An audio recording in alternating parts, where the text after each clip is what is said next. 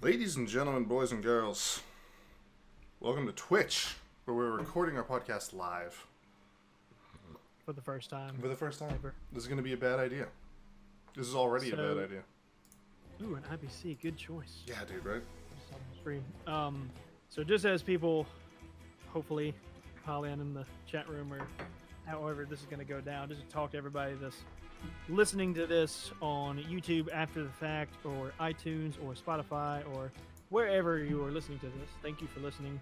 We're going to do our darndest to talk in a way to where you understand what's going on, so that it's not 100% just geared to only this audience. Right. You know, if chat asks us something or says something and we interact in that way, we'll try our best to talk about it to where you actually know what the heck is happening. Hopefully. Can't promise anything. But since when have we ever been professional here on this titleless podcast of ours? Never. So in the meantime, Jay, what have you done today? Because I don't know what you did today. What have I done today? I slept in, which has been amazing because this past week has been a week of little sleep and overtime and craziness with Halloween and the ministry that I run at my church with Halloween and all that stuff. And so last night we got home. Matt and I were actually supposed to have a production meeting, but I told him, I'm going to bed, screw you. And that's exactly how it went. yeah, more or less. So I went to bed. I woke up at like 8. It was glorious. I went for a walk to Honeydew Donuts and grabbed myself a strawberry smoothie. And normally I'm an iced tea guy, but I got a strawberry smoothie. And then we had our production meeting.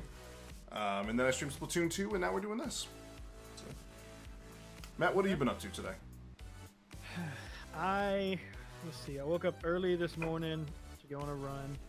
And then by the time I got back, I saw your text to where you said, hey, I'm available for this short period of time to where we could attempt to go over some of the technicalities of what we were going to be trying to do here. Which didn't really work out all that well, but whatever. It gave me time to work on the overlay. There you go. A little bit. Man, that person, whoever this, I'm not going to read it out loud, but that name, like in the chat, the color is so bright that I almost can't read it. You should turn your Twitch onto dark mode then. Ooh, that's a thing? Where's that at? Under settings. Well, just click the little settings cogwheel and hit dark mode or night mode or whatever it's called, and boom.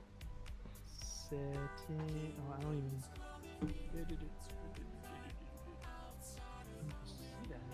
Weird.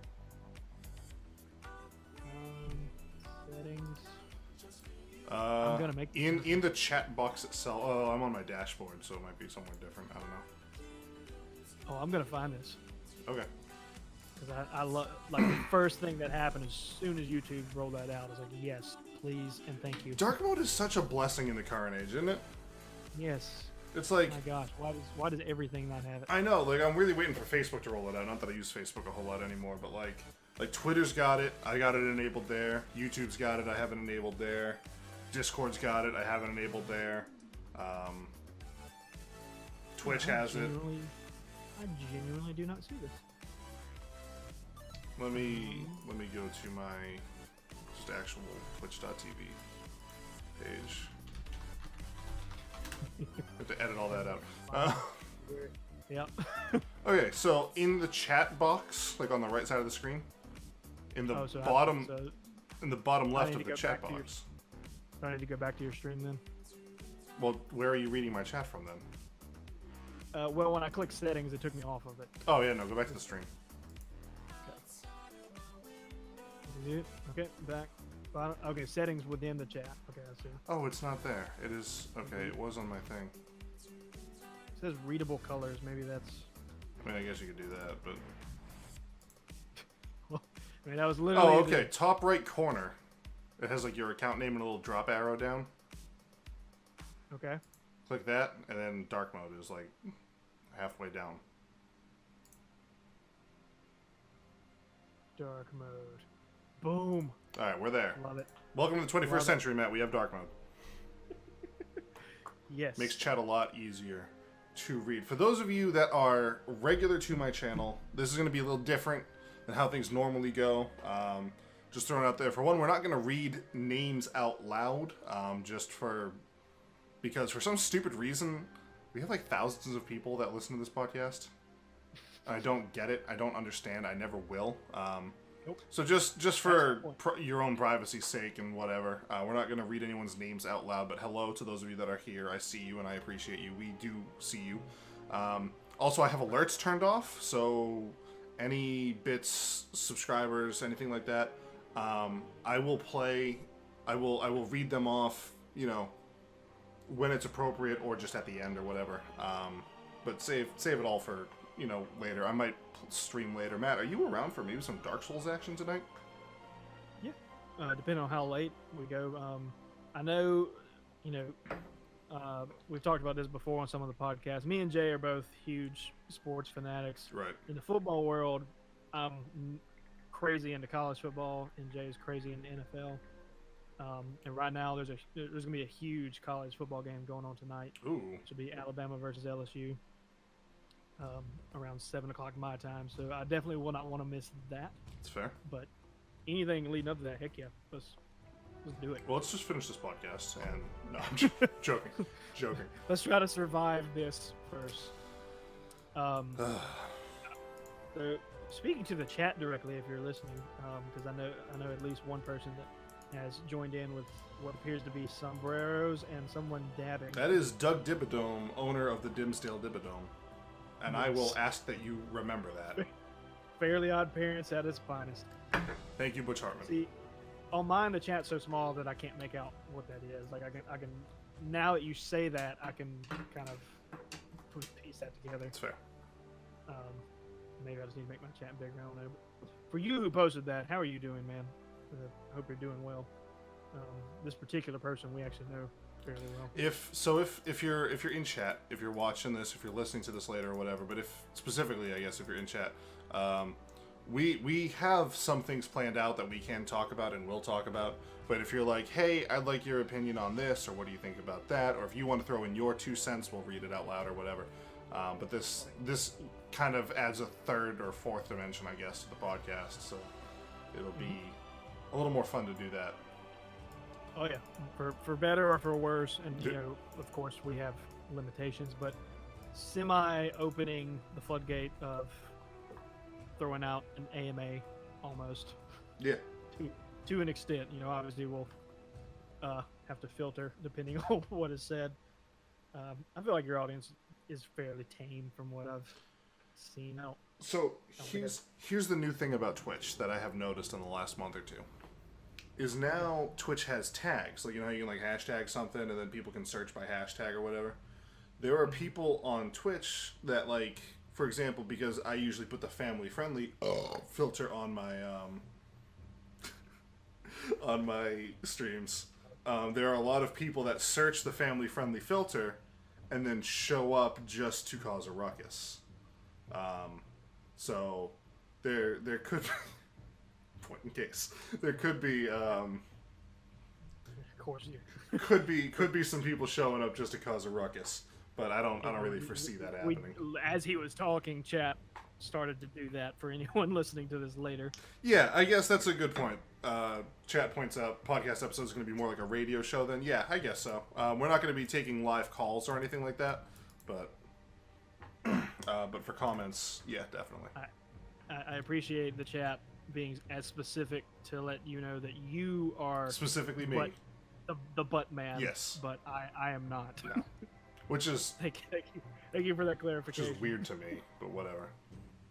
I'm good with it. So Matt, what games have you been playing lately? What do you when you boot up, when you sit down to play a video game? What are you doing these days? Sadly, not really anything. I know we semi-hinted at this on a podcast or two ago. They kind of all blend together, so forgive me that I can't remember which one. That's fair. But with all the music stuff I've been having to do lately, that takes up a huge portion of my free time, to where a lot of the time, if I'm going to have anything open, I'm having to work on those projects. Specifically right now, on top of finishing the album itself, musically because I'm having to mix all of it. It's all recorded and produced. Now I just have to mix and master all of it, and that's just my album.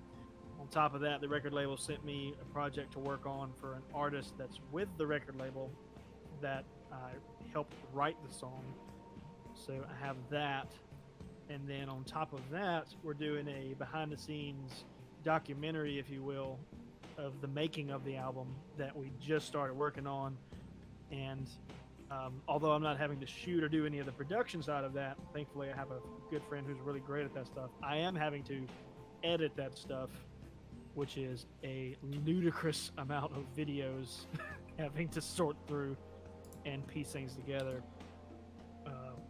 But it's going to be great and awesome, and I can't wait for it to work out. But because of that, I don't have a ton of gaming life right now. But it's not to say I don't play any. I do have an answer, which might tie into one of the topics we wanted to talk about.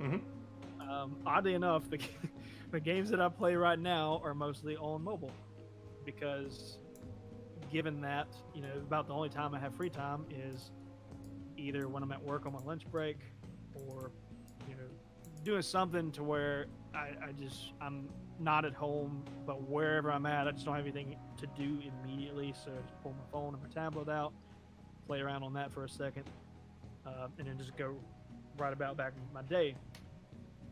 Now, I'm not playing any new games on mobile, I'll say that. I'm still playing Clash of Clans and Boom Beach. So, it's nothing new. Good games, though. But, yeah, and, I've been playing them so long at the point to where it's not the frustrating, I got to get there. Like, I'm pretty much there on most of everything, so I can attack the way I want to. Everything's upgraded nice, so it was good strategy at this point for me, and I just like that kind of stuff. So that's what I sadly am playing the most of right now. And if I do by chance have any time to play video games, it's either Fortnite with friends, just because it's nothing to do with just wanting to play Fortnite specifically. Right. It's just wanting to play with a group of friends, and That's fair. some of them playing that. So just being able to interact and hang out with people. And then if not that, I'll always break out Dark Souls or Bloodborne any day of the week. Right. What about you? What is Jay jamming right now? Still rock Splatoon 2 on at least a multiple weekly basis. I have actually gotten back into Fortnite. Been streaming that a little bit too. I've been enjoying it. I'm still bad at it, but I still enjoy it. We need to play it together and be bad at it jointly. I'm down, 100%. It's fully cross-platform now, which is great. Right. And I dusted off Fallout 4 the other day, which was fun. There is a lot of games coming out that I'm looking forward to, such as the new Smash Bros. Coming out, Fallout 76 is coming out before that. And then in the new year, Final Fantasy VII is going to be ported to the Switch, and I'm all about that. So that's coming down the pipe that I'm looking forward to. Now, when you were playing Fallout, were you just doing random missions, or were you actually Minecrafting in Fallout? No, I don't actually do like Minecraft stuff. I'm not the guy who builds the settlements and stuff like that. I'm more just, I'd rather do a mission, even if it's one of the, another settlement needs your help mission or whatever. It's like I gotta have a reason to go to place and shoot the lads, Okay. But I can get behind yeah, that. it's fun for me. I actually have never beaten the game yet because I just have been grinding through it so slowly, and then new games come out that take up so much of my time. So I actually, to this day, the game's over 2 years old. I still don't know, over 3 years old now. When did this game come out? I don't know. I don't care. Has it been 2 years? The game's old. I don't know. Someone in chat, look up when the game is. I still haven't beaten it yet, but I also haven't been spoiled on the story yet, which I think is great. Fair. So that's kind of a cool thing. But it's interesting, talking about mobile games. If you think about when games first came out, before you had the home consoles, they were in arcades. And so that's kind of like, that was like the beginning of video gaming, is you would go to an arcade, which was free to go to, but then you would pay a small amount of money to play a game in short intervals or whatever. And then with the home console thing coming out, the gaming meta kind of changed a little bit. Chat just pulled up November 10th, 2015 for Fallout, so we're coming on 3 years now. Okay. So with the home console era, now it's very different. You're not paying 25 cents to $1 at a time to have a short gaming experience. You're paying a lot more than that to have the game. And now with mobile games, it kind of seems like we're going back to having this free experience that you maybe pay a little bit at a time to play a game in a shorter duration. Because, you know, I play mobile games too, but if I'm home, I'm not really playing mobile games a heck of a whole lot. It's more of on my lunch break, after work, but before my church meeting starts or something like that. And so with mobile coming around, it changes things a lot. And so one of the things I wanted to talk about was the newest Diablo game was just announced yesterday, Diablo Immortal. It's a mobile game. So to put everyone else in kind of the shoes of Diablo fans, I have not played a Diablo game since the PlayStation 1 era. I hate that because they're thoroughly enjoyable. They are good. I had a lot of fun playing whichever Diablo game that was. It was at my friend's house. I don't know, but it was whatever game that was. It was great. It was a ton of fun, and I don't know why I haven't gotten back into it, but I have. Also, Matt, apparently you look like Ben Shapiro. Just throwing that out there, which I see that. No, I know who that is in chat. They're just saying something random. Fair enough. But there hasn't been any new Diablo content for 2 years. And this fandom has been waiting and waiting and waiting and waiting and waiting for new content. A new game, new DLC for Diablo 3, something like that. And so yesterday at BlizzCon is going on at the point of this recording. There was this big live event where they released this trailer for what is it? Diablo Immortal, which is a mobile game. And so then they just kind of have this thing where all the developers are up on stage, and they have a microphone in the crowd, and you can come up and you can say whatever it is you want and ask questions about the game and whatever. And some dude just gets up and says, like, please tell me this is an early April Fool's joke. Like this, and the general reception of the crowd in the online community was, this is a joke. Like, this is not what I want. This is awful, to the point where I'd say it even surpasses harassment. Just some of the things that they've said directly to the developers live at their show. It's basically like BlizzCon threw this party, and they're like, hey, come out to this party. We've got this new thing you want us to check out. And you go over their house, and you just crap on their party the whole time. It's like, I understand it's not what you wanted, and I get that. Like, if Animal Crossing... Like, I wanted a new Animal Crossing game. And if they're like, we made a second mobile game, I'd be like, guys, this is not really what we're looking right now. I'm looking for, like, a mainline console Animal Crossing game. But, you know, you can't write it to the developers and be like, you hate us, you don't listen to your fans, you don't do this, you don't whatever. And it's really sparked a conversation just in the last 12 to 14 hours about entitlement in gaming and how we as gamers kind of treat the developers that produce things for us. And I think that is a... I have to skip that song, it's copyrighted. I think it's an interesting conversation to have. You know, do you feel like there's too much entitlement in the gaming community, or do you think that this is just kind of a weird one-time situation, or what? What's on your mind, Matt? No, I think you're right. About all of it. It frustrates me quite a bit because it's...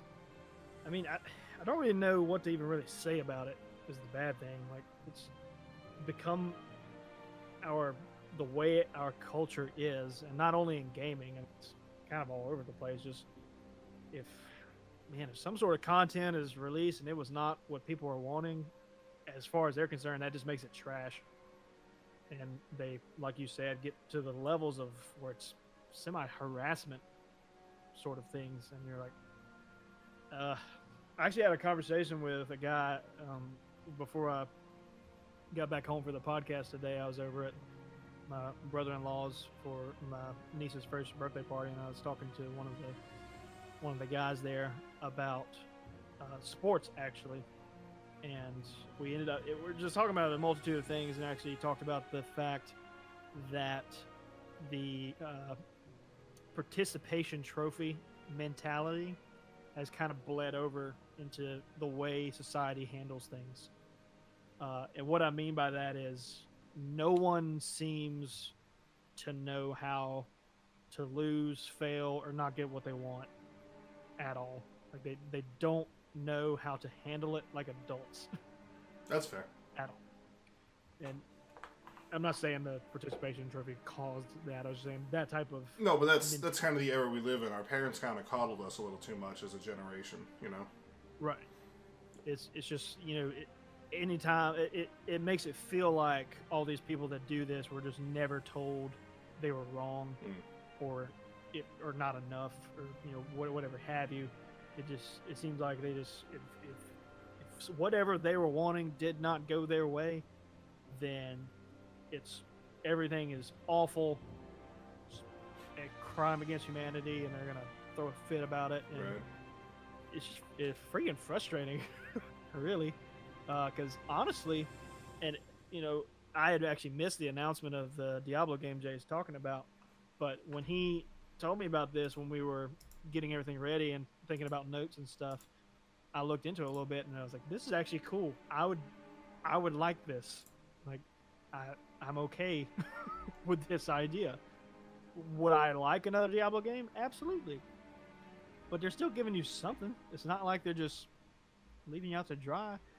And I mean, heck, to be honest, that kind of game is actually a decent game to attempt to do on mobile, in my mind, because of the type of the above head dungeon crawler to where the camera's way up. It doesn't seem like the type of game genre that would be difficult to translate into mobile.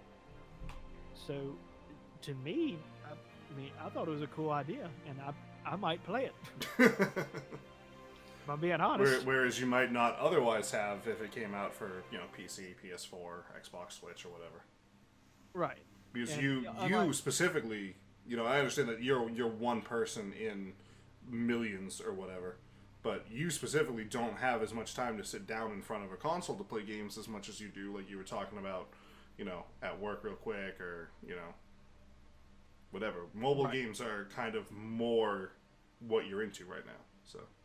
And unlike Jay, I actually did play the Diablo series, so I played Diablo 3 and I played Reaper of Souls. Loved them, and also am looking forward to the hope and idea that another one will come out for consoles and PC sometime soon. But that being said, it's not the end of the world that they made one and it's for mobile. Yeah, it's fine. We're not going to die.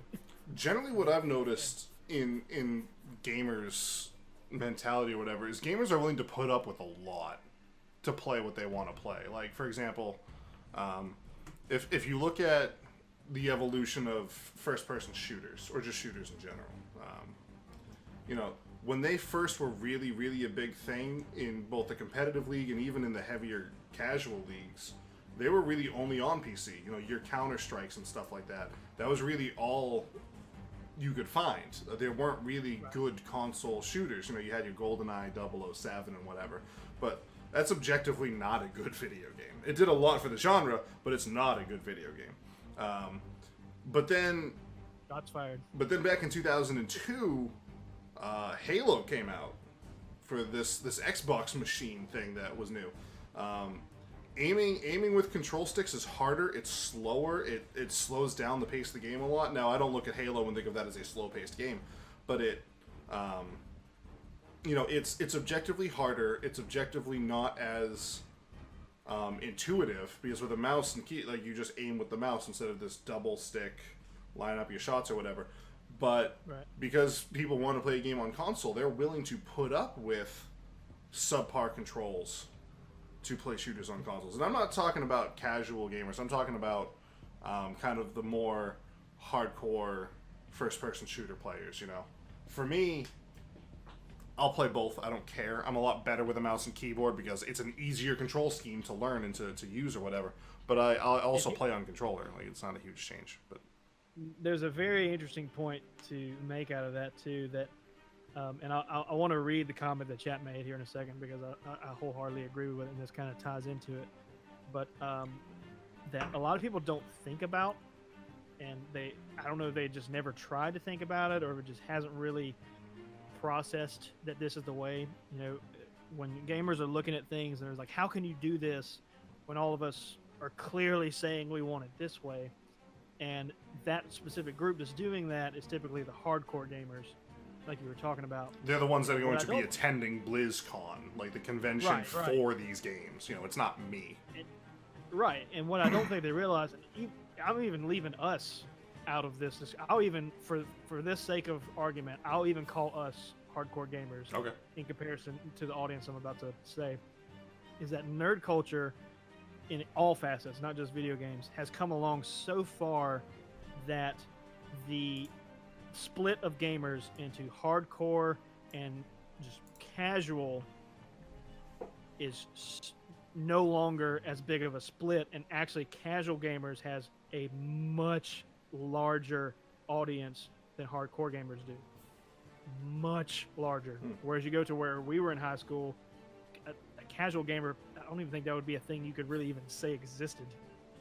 As far as where it does today, no, it's right. Yeah, in comparison to like how you would look at it now. Yeah, it's either you played games or you didn't. Yeah. I mean, there wasn't a whole lot of moving around, and people just don't realize it. You know, yes, you're hardcore gamers that are super into it and super invested and at the BlizzCon and all these things may have wanted it this way, but as the statement says in chat when I'm about to read, ultimately it is a business, and they're going to do whatever they see fit to make the most profit, which will typically be what the masses want the most.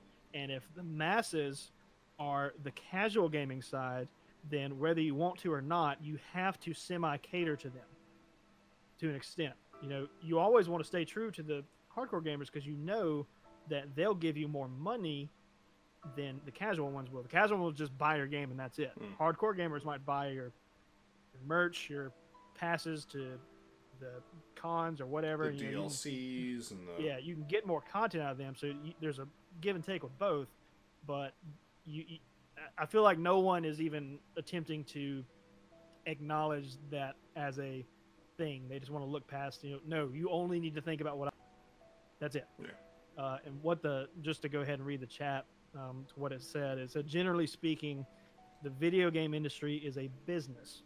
For the most part, they're going to try to go where they think the money is, even if it's against the wishes of their core fan base.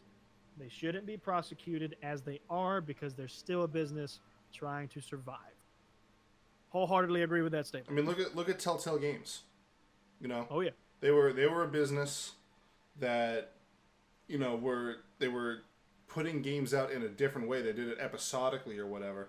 And they made, some poor decisions and had some rough years. And even though they were kind of thriving now with this whole Walking Dead thing or whatever, they had to shut their doors because they weren't, they were making their fans happy with maybe some of these Walking Dead games or whatever, but they weren't making the money that they needed to sustain themselves as a business.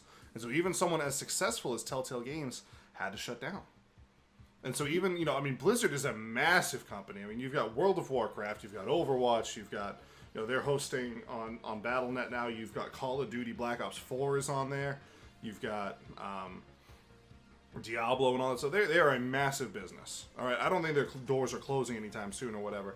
But you need to stay, as an industry leader, you can't be reactive to trends. You need to be ahead of the curve. You need to say, this is where the gaming industry is going. We need to get there so that when the road gets there, when the people are coming down the road, we're already there, shop set up, saying, hey, we are ready to sell you, And that's the business aspect of it. But I do understand also that, you have to listen to your consumers, though. And, out of all this outrage, I would be very surprised if they didn't, we probably won't hear anything about it today or this week at BlizzCon because they've already got whatever they have planned or whatever. But sometime down the road, I would be extraordinarily surprised if we didn't see another Diablo console game or PC game or main piece of hardware, because that's clearly what their fans want, and you do need to listen to and please your fans. You don't just want to sit there in your big office with your suit and your millions just kind of flipping off the camera and saying yeah, well, I'm rich, so screw you. But it is what it is. And for clarity, for anyone in chat or listening to this in post, what me and Jay are both collectively saying, you know, in terms of the outrage culture, if you will, if you want to be upset or outraged or whatever about something you're going to win, that's fine. That's not. We're not saying that your thought is invalid or you should not think that way. Yeah. More so the way you react and handle it, especially in a public setting. That's where it becomes a problem. You, the concept of outrage culture, as Jay said, to where it's a thing where you react to it in the moment publicly, especially at a con like that. That's probably the most insulting thing you could ever do and make a fool of yourself. Yeah, it's their house, you know. Right. But the and it's not a bad idea. Like I just said, I will probably play that game. Like, you know, they're making it out like it's the worst idea they've ever heard. I'd probably be more likely to play that game than I am a main console game. But then again, I'm not a Diablo fan, you know. Right. But what kills me about this, and again, this leaks way past gaming. This is society in general, kind of what you were talking about, is outrage culture, and it's the whole like, let's get as many people together with pitchforks and torches to make as much noise as we can to get what makes me happy, you know. Right. And it's the whole like, you know, I don't know, like 20 years ago, if they released a game that you didn't like, you just didn't play it, and you know that's kind of what happened with like Metroid and all that stuff. It wasn't a super popular series, so they didn't make any Metroid game for the N64, and then you had the GameCube ones came out, and they kind of were a little successful or whatever, but, you know, people weren't standing there with torches and pitchforks saying, this game's horrible, this isn't what I want, Nintendo, make more Mario or whatever. It was just like, I'm going to tell you I don't want to play this game by not buying it, and then Nintendo can look at their numbers and be like, this game's not successful, we need to shift focus, we need to get away from this, and work on Mario or a new IP or something like that, you know. Let's make a new Mario. Mario drives down South Beach. He's just in a car. It's not Mario Kart though. It's different.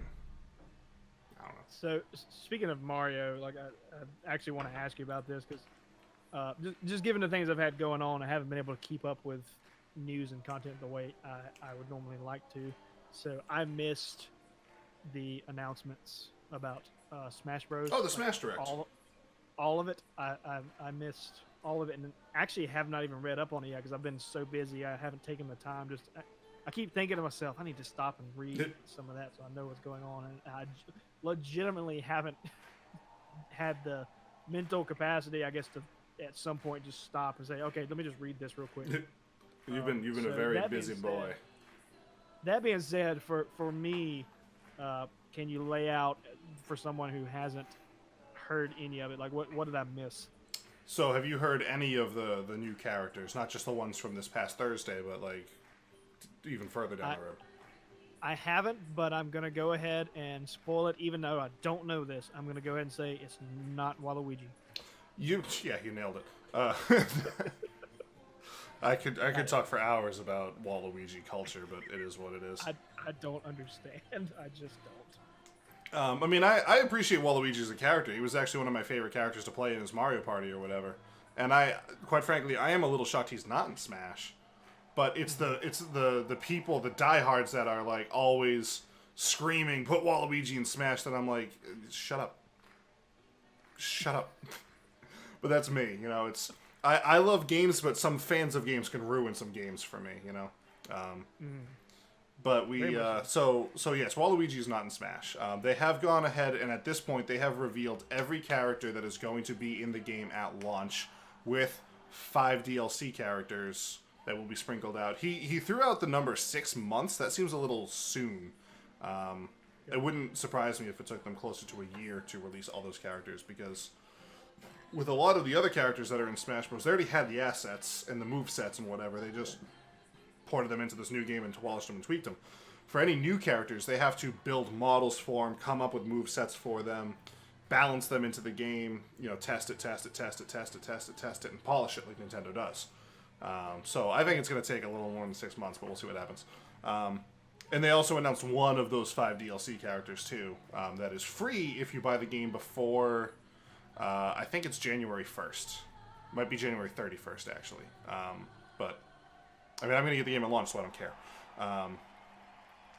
Okay. But some of the other characters that have been announced that are brand new to the Smash Bros. Series are characters like Simon and Richter Belmont from the Castlevania series.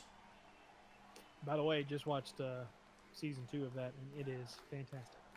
See, I haven't seen the Castlevania Netflix series yet, but I don't watch a whole lot of TV. But I will get there. Piranha Plant is not part of the 5. Okay, I must have misunderstood that, chat. So thank you for filling me in on that. So I guess we don't know the 5 DLC characters. So I guess that's a pre-order bonus. That's a character you get if you buy the game before that point. See, chat, back me up. Season 2, Castlevania, fantastic. Looking forward to it. I wish I could have like a viewing party or something like that. For anyone listening, I think it goes without saying if you even look up what the content is. As long as you don't mind language, because it does have a lot. As long as you don't mind that, and violence doesn't make you queasy, Nah, or not from I mean, Boston. it is a vampire, so there's going to be violence. And also blood, says chat. Yeah, a lot of blood. Season 2 had they season 1 was only 4 episodes long, Right. and really only 1 episode, and then like a few minutes of another one had any action. Most of it was exposition, and this one met in the middle. It had a lot of exposition, but it had some awesome combat scenes and action and just brutality. They definitely upped the violence level a lot. There was a ton of blood, which is what you would expect from a vampire, especially when you crank it to the anime side of things, because you can get away with so much more of the extreme side of things than you would doing a live action.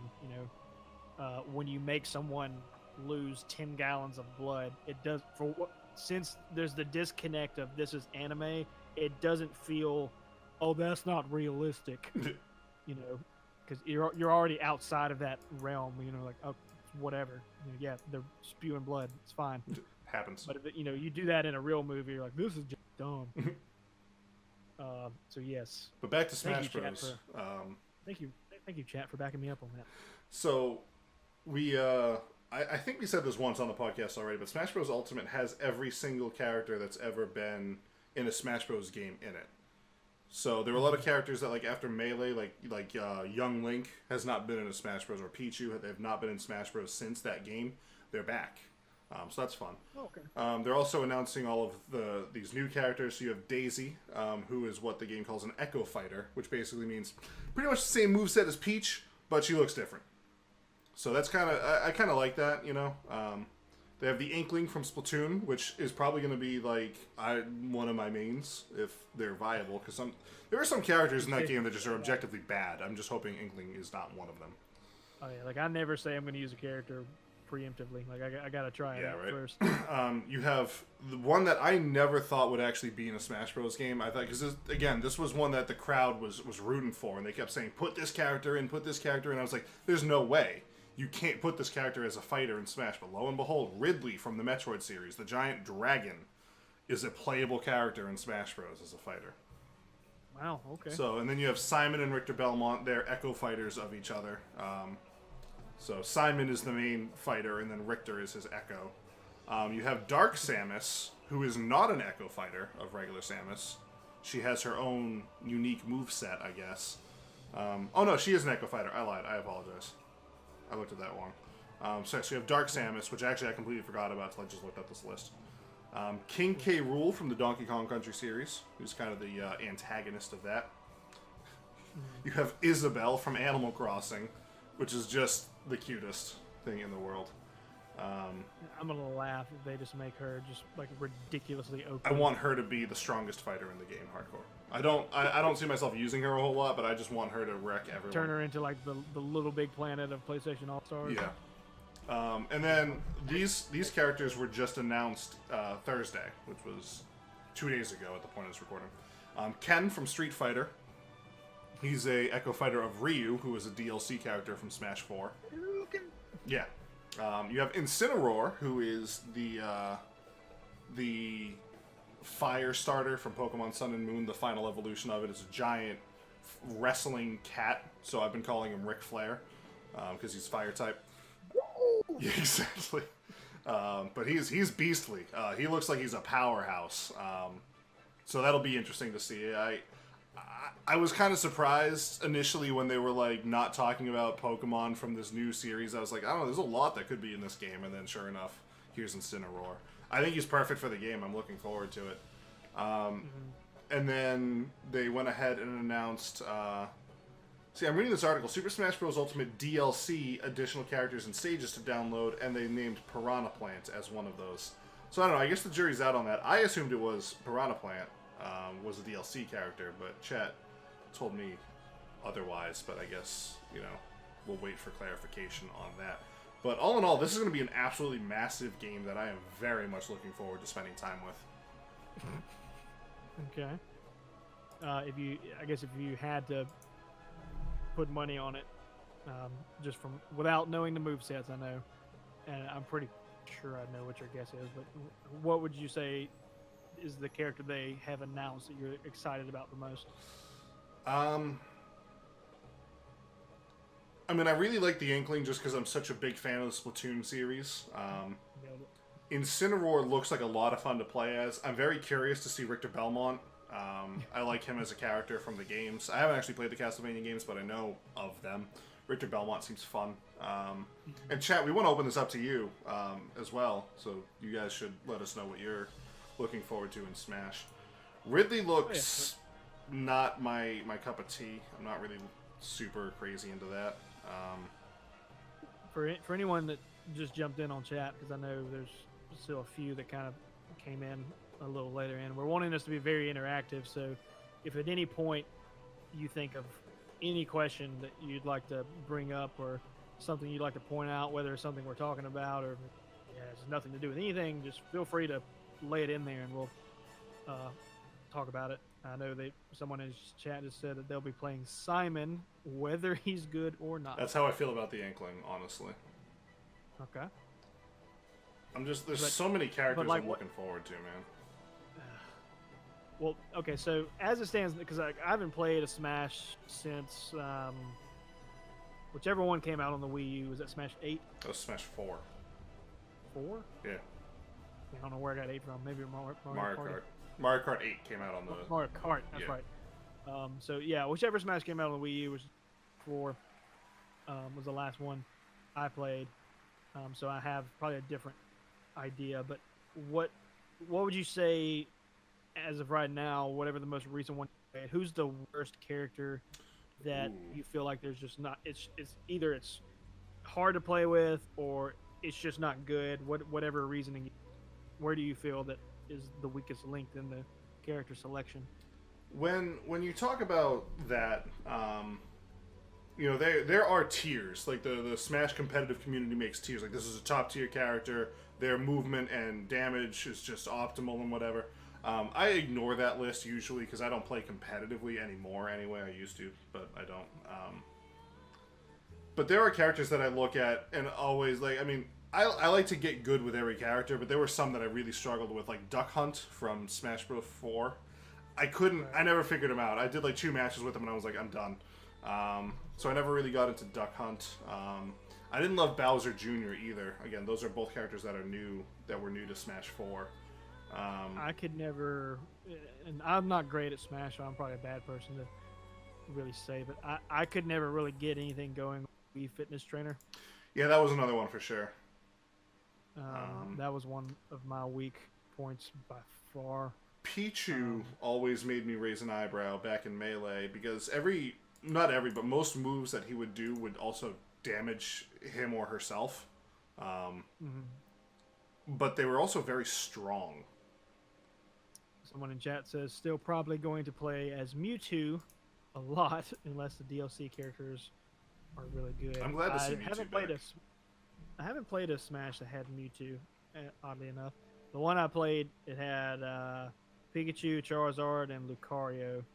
Is the 3 I remember it. I don't think it had any more than that. Yeah, Mewtwo was a DLC character for that game. Okay. So I just didn't get to that point. And that was another example of when they were first announcing characters for that game, they had this scene where they were revealing Greninja, which was Oh yeah, it did have that one. Yep. I forgot about that. And I guess I just didn't see Mewtwo. so they revealed Greninja, and everyone thought at first that Greninja was Mewtwo because they just showed like someone just charging up this attack. It was very dark, shadowy, or whatever. Like you couldn't see the character, but you could just kind of like hear an attack being charged up. There was a Pokemon battle going on with Charizard and Pikachu and whatever. And everyone was like, "It's Mewtwo!" And then the lights turn on and it's Greninja, and everyone's like, "No!" And so Nintendo was like, "We'll put Mewtwo in the game. Shut up." And so they did. Which is funny because I actually love Greninja. Greninja was a ton of fun. Crazy fast. Yeah. Which is accurate to the character. I think he was the fastest character in the game, short of Sonic. Well, I mean, even in Pokemon, like that character's speed is Off the chart. Yeah. But it's funny. Chad brings up. I can't imagine Kirby got any better. He's been bottom tier since 64. I was a Kirby main back in Smash 64. And he was top tier in 64, but then after that, once they started to kind of really emphasize like weight classes, how like Kirby is going to be really light compared to Bowser, who's very strong, and you know Kirby might be a little more agile and be able to zip around a little further, but you know if Bowser gets a hold of him, he's going to be able to knock him off the stage with like 50 damage done or whatever, as opposed to Bowser, who's going to take like 200 to get knocked off. So. For better or for worse, I'm going to reveal the character I typically go with in Smash. I'm not a good Smash player, so We'll fix that. A lot of We'll times, fix that. Well, it's mostly just because I don't play it very often. I'm sure if I had any sort of repetition or frequency, and This is portable, Matt. The Nintendo Switch is a have portable console. There's no excuse for not having it. There's so many good games for this console. Get this console. It's like me telling you there's no excuse to not have a 24 fret custom PRS. Because I believe that, but I don't even know what you that probably is. don't. It's a guitar. Yeah, I figured that much. Yeah, it's a very nice guitar. Okay, how much does that cost? Depending on which one you get, probably minimum. Sorry, Discord cut you out there. Can you repeat that number one more time? Minimum of 1,000. Okay, this $299. You could buy 3 of these if you sold one of those guitars. It's true, but if you want to go back and watch some of our old podcasts, we did talk about this. I said I would not buy one because, in terms of Wii games, or in Nintendo really in general, other than the arcade style stuff, I don't really play enough of it to justify buying. You can play Dark Souls on it. They remastered Dark Souls for specifically to run optimally on this thing. You could be sitting at work, kicking your feet up on your desk, playing Dark Souls. I could, but I've already beaten Dark Souls multiple times on my console, so carrying it around means nothing to me at this point. If you had done that earlier in the year, oh man, I got all over that. The worst way to play it. You're probably not wrong, honestly. No, I would have to imagine. So I'm trying to catch up on what Chad is saying here. The $300 is the $300 is definitely an excuse not to buy it. I agree. Matt's like, I'm an adult and have bills to pay. Yeah. I don't know, Matt. As much as I keep trying to argue with them, they just keep telling me, no, you actually have to pay these things. I know. My landlord keeps knocking on my door, and they're like, you got to pay rent again this month. And I'm like, I just did it last month. But no, honestly, putting myself in your shoes, as you're a person who's busy, and you're going to probably have to start traveling a lot for this whole record label and stuff, whatever. Honestly, this is not me being a Nintendo fanboy. All right, I know that I have that tendency.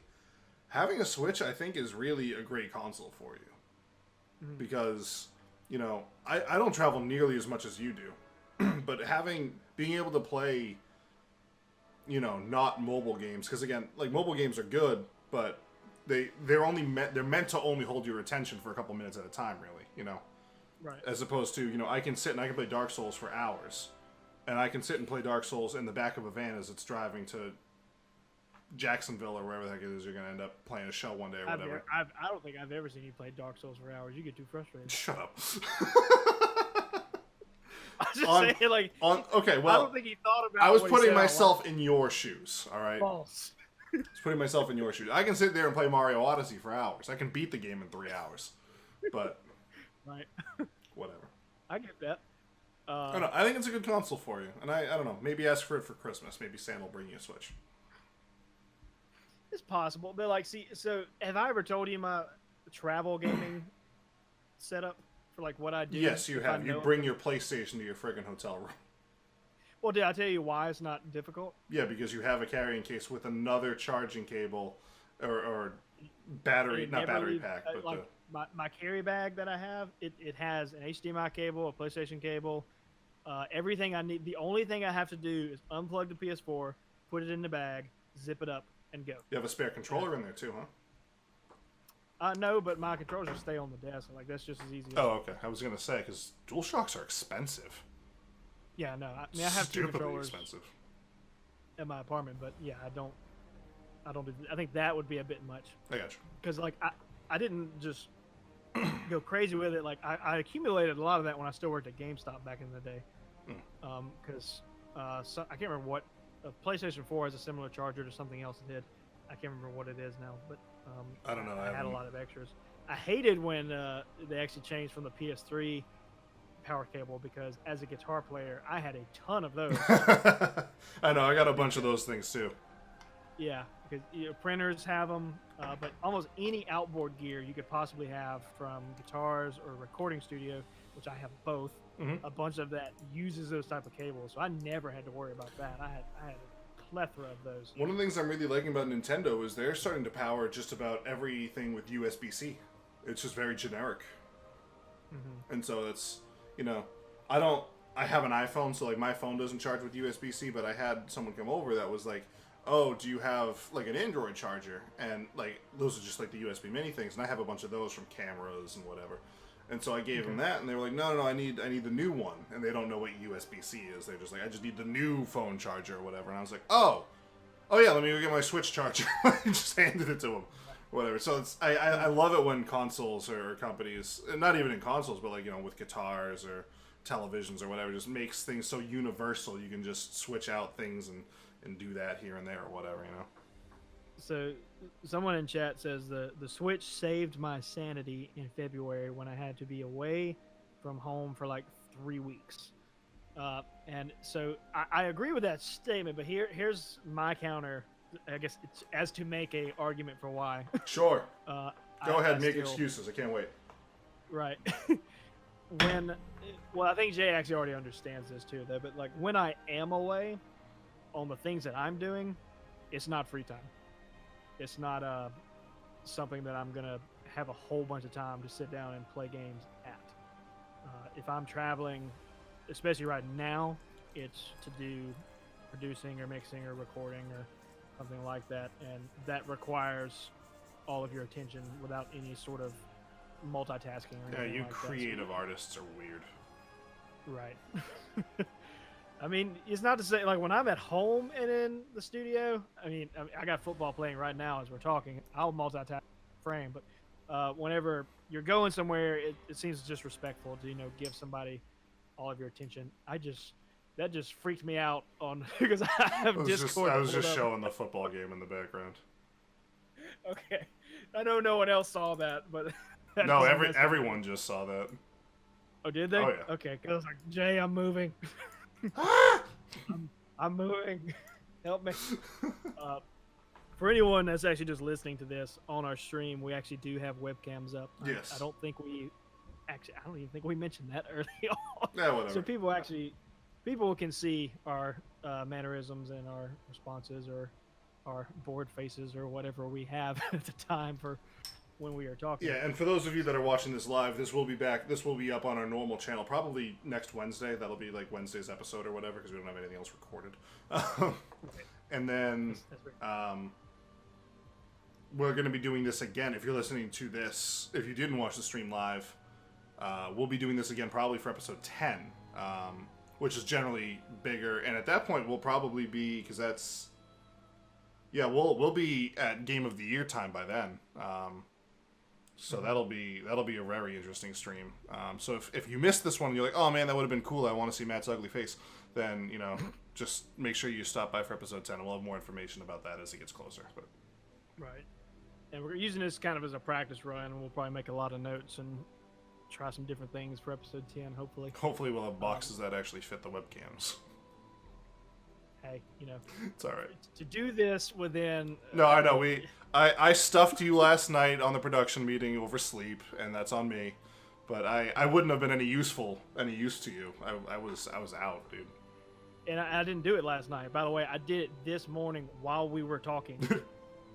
Is when I did this. Yeah, that's why if you're watching this live, all this here, the gaming with the text box that says Matt and Jay, and then there's like a play button and a reverse for those are actually supposed to do things. It's supposed to be like an interactive thing or whatever for if you're scripting your own podcast on your own website or whatever. We just kind of stole that, and those buttons don't do anything, so that's why it looks weird. Didn't steal it. I have an in with Adobe to where they actually allow me to use. No, you're right. So. But it's just like a still volume slider with a play pause button and whatever. I mean, it looks nice. I really like that microphone. It looks really nice, but right, it looks professional enough to where I was like, we can play with this for now and do what we want with it later. Yep. And what I'll probably do is, I did finally figure out how to use that file, by the way. Oh, good. You can't import it like you do any other file. You literally have to import it into your interactive, whatever it's called, section. Okay. First, and then it worked fine from there. Thank you, Google, for all of your wonderful, right over my head, wonderful advice that you bring to us. But speaking of Game of the Year, I want to kind of transition to that conversation here. But before we do, let me ask Jay, because I know we're getting. I can't remember the exact time we started. I know we're getting close to the top of the hour. So yeah, we've been live for 58 minutes, although 56. With a 2-minute countdown, 56. Yeah, but close enough. Mm-hmm. So, do we have any sort of screen that we can put for like a brief break or anything in case we need to get water or go to the restroom? Yeah, no, I have an intermission screen. Okay, because I may need to do that soon because I drank a ton of water today at the birthday party I went to. So my bladder is. I got you. You don't no visuals needed. I got you. Right. So. So just before we even get started, it may be good at the top of the hour just to get ready to go ahead and take just like a short 30-second or 1-minute break or whatever we need to do. It doesn't have to be an exact time. Unless you just want to stay here on a camera by yourself. It doesn't matter to me. No, I'll throw up the intermission screen. I could use a good leg stretch too, and I'm sure people watching at home live might also benefit from getting up and stretching, getting a snack or something like that. Okay, well then if that's the case, I'll go ahead and make a official decision for myself because I have got to use the restroom. So. Let's go ahead and take just a brief break. Okay. And then as soon as we get back, I want to hit the Game of the Year discussion running. Sounds good. Specifically, like anyone in chat who's still here, be thinking about maybe what you think is the front runner for Game of the Year because we want some feedback here. We don't want to be the only two idiots that are making ridiculous claims that are obviously founded in perfect knowledge that have flaws. Yes, we are video game authorities. Rules for Game of the Year has to have been released in 2018. Oh, of course. That's the only rule. You think that'd be in the name of Game of the Year? I just wanted to make sure we're clear on it. All right, we'll be back in just a few short minutes.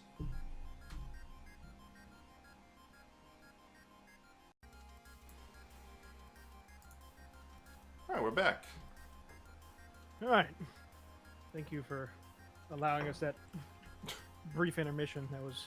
You're welcome, but it's coming out of your paycheck anyway. Okay, fair. A massive paycheck from all this. I mean, hey, if we're going to be getting multiple thousands of viewers, you might want to start monetizing the streams. By the way, okay, just to hint on that for a second, just so everybody knows, I do not monetize any of it. Any of it. Right. None. I think, if I remember, maybe season 1, like, toggled it on just to see, because like at that point in time, YouTube rolled out something new, monetization. I was like, oh, what is this? And just checked it in.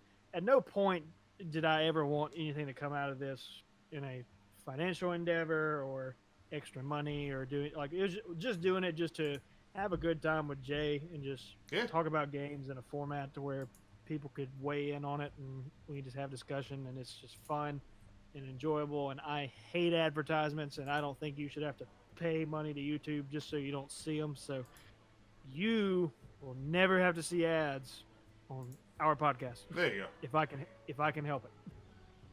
If I have anything to say about it, they won't be there. Go for it. Um, Twitch is so- always free. There are ads on Twitch, and I can't stop that, unfortunately, but you can. If you subscribe. Shameless plug. Although I don't have alerts on, so don't. Right. So going back to the Game of the Year discussion, and anyone who's here in chat, if you want to go ahead and weigh in on what you think your vote is for whatever game has come out this year that you feel like is going to be the front runner. Yeah. Now there's always different categories in Game of the Year. Like there's Right. best multiplayer Game of the Year, best online Game of the Year, best mobile Game of the Year, best indie Game of the Year. We're specifically talking about overall the best game of the year. Now, if you have a specific category you want to talk about, let's go for it. You know, like best online multiplayer Game of the Year. I'm going to be dead shocked if it's not Call of Duty Black Ops 4. I can't, like, I'm scratching my brain, like, trying to think of, like, what else has come out this year that can run against it. I can't think of anything. Mm-hmm. That's me, though. It's not a bad game. It's actually the first Call of Duty game that I have looked at and thought to myself, I can see myself purchasing that game and playing that game. And John and I were actually talking about it, Matt, and we were like, if Matt gets it, and if John gets it, I'll get it. Like, we can play Blackout together or whatever, and I don't know. But Right. Chet says, Citus 2 is Game of the Year, and it's not going to get nominated for anything. It's a mobile game. I've never heard of it, but I'm going to write it down right now, because if it's if you feel that strongly about it, I want to look it up, and we're going to talk about it sometime, just not today. For sure. Well, I will counter to that. So I can promise you your statement is true, because we all know that for the foreseeable future, if not always, a mobile game will presumably never win Game of the Year. Well, I mean, they'll have mobile Game of the Year, but Right. yeah, no. Like, But it will not win Game of the Year. no, it's not going to be the overall Game of the Year. No, it just the audience is not there in that sort of light for that to happen. Nor is the so money. Because That being money said, talks. you know, it might be an awesome game, but I would agree with the sentence you said. It's not. Yeah. This is not the discussion we're having. Is not what we want Game of the Year to be. It's what do we think is actually going to win it. So what are some of the games that we have already talked about that we've kind of thrown into that? You know, we've talked about Spider-Man, Marvel Spider-Man for the PS4. For the longest time, up until this past week, until a new contender came out that we were pretty confident would be, but we were just waiting to see if it flopped or lived up to the hype. It was just Spider-Man and God of War were the only two frontrunners in our mind at that point that we thought were kind of leading the way. So this week, I can't remember the exact day, or it may be last week now. I don't know. Days are hard when you're an adult. October 26th was the date you're looking October for. 26th, Red Dead Redemption 2 came out, and I do not have it, so I cannot speak from personal experience. Same. But the best of my knowledge from the research I've done on it and the reviews I've listened to from multiple sources, not just one, because I never like to listen to just one. That doesn't give you a review. It just gives you that person's view. You get as many as you can and put all of it together, and you get a general idea of how the game is performing overall. And basically, the overall consensus right now is it's the first game with beautiful modern day graphics. So it is, in fact, living up to the hype right now. Everybody that I've seen is loving it. So it's, I would put it in a contender with the two games we had talked about. So I think there are now 3 that are in the front runner. And finally, even though we have not been purposely seeking out this, we finally have a contender that is not a PlayStation exclusive. It's not a PS4 exclusive. It's about dang time. Not that Xbox had anything to do with that decision, but like, Right. I don't know. We do have to correct ourselves. I think it was the last episode we mentioned Red Dead Redemption 2 would be coming out for Xbox One, PS4, and PC. Because that's what they said. And it's actually not coming out for PC. Not at launch anyway, it didn't come out. It probably will within the next 365 days. And I'm going to wait. Because I want to I want to experience this game on PC. I can run this game better on my PC than I can a PS4. And I want to play this game because this game is absolutely beautiful. This game is one that I want to experience the best way I can. So I'm going to play this on PC, and I don't want to, because what I did with GTA is I played, which was made by the same company. I played GTA 5 on the PS4 first, and then I played it on the PC, and much better experience on the PC. And now that I'm like going through it again on PC, I'm like, I wish this was the first time I was seeing this game, you know? And so I'm, you know, there are Let's Plays out there. Some of my favorite streamers are streaming this game currently, or they already have. I'm not watching any of it. I don't want to see this game. I don't want to know what happens in this game. I want to play this game for myself and experience it for myself first on PC whenever that comes out. And I'm hoping they'll bundle it with the original Red Dead Redemption 2 so I can play that game as well. You want the authentic experience. Yeah, because I know the lore of Red Dead 1. I actually looked up a video to learn all the lore about Jack Marsden and the gang and all that stuff. And so I already know the story, but I've never played the game, so I thought it would be cool. So let's dive into some chat interaction here, shall we? Chat says... I was going to say, one person in chat says, I feel like everyone talked about Spider-Man more than God of War when it first came out. I could vouch for that because I think we pointed it out. Yeah. Excuse me, on one of the podcasts that Spider-Man was the fastest-selling PS4 game of all time. Yes. So that would presumably be accurate. That it probably did hit levels, and I can't remember exactly what I said on the previous podcast that we talked about Spider-Man and God of War in the same setting, but I still feel like if it's a race of just those two against each other, that the community of Spider-Man would overrule the community of God of War because it goes outside the realm of just gaming. So you have more... That's a fair point. You have more pull to that character as a whole, regardless of what the game actually did. You have this sort of emotional attachment that's coming from multiple different angles there. Another person in chat says that Monster Hunter World might take a spot. I enjoyed that game. I definitely would not say that for Game of the Year. No, but it'll probably definitely at least be nominated for some other categories.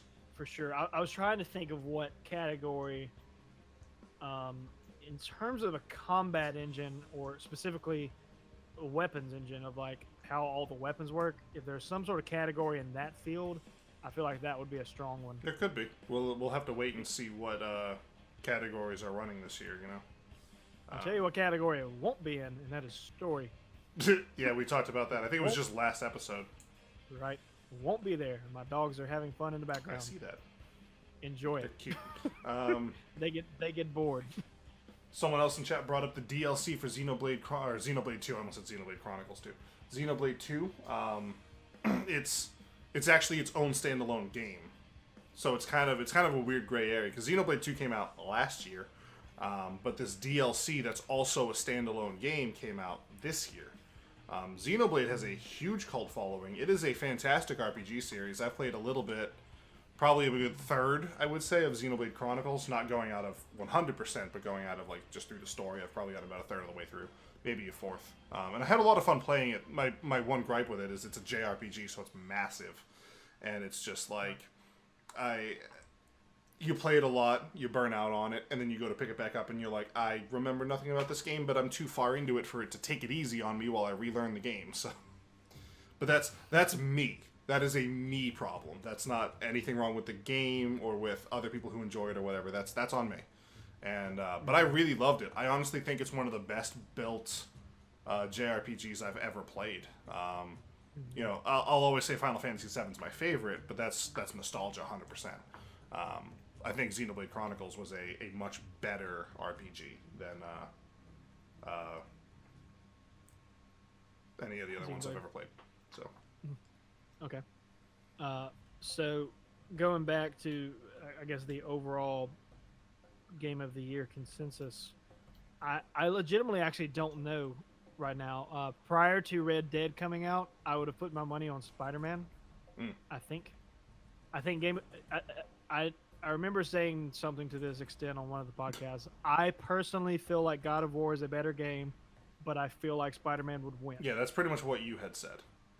Right, and I still hold true to that in those two competing. Okay. But now with Red Dead coming in and seeing how well it's being perceived and the beautiful engine that they've created and just the attention to detail in a lot of the things that they've done. If you go look into it, it's incredible.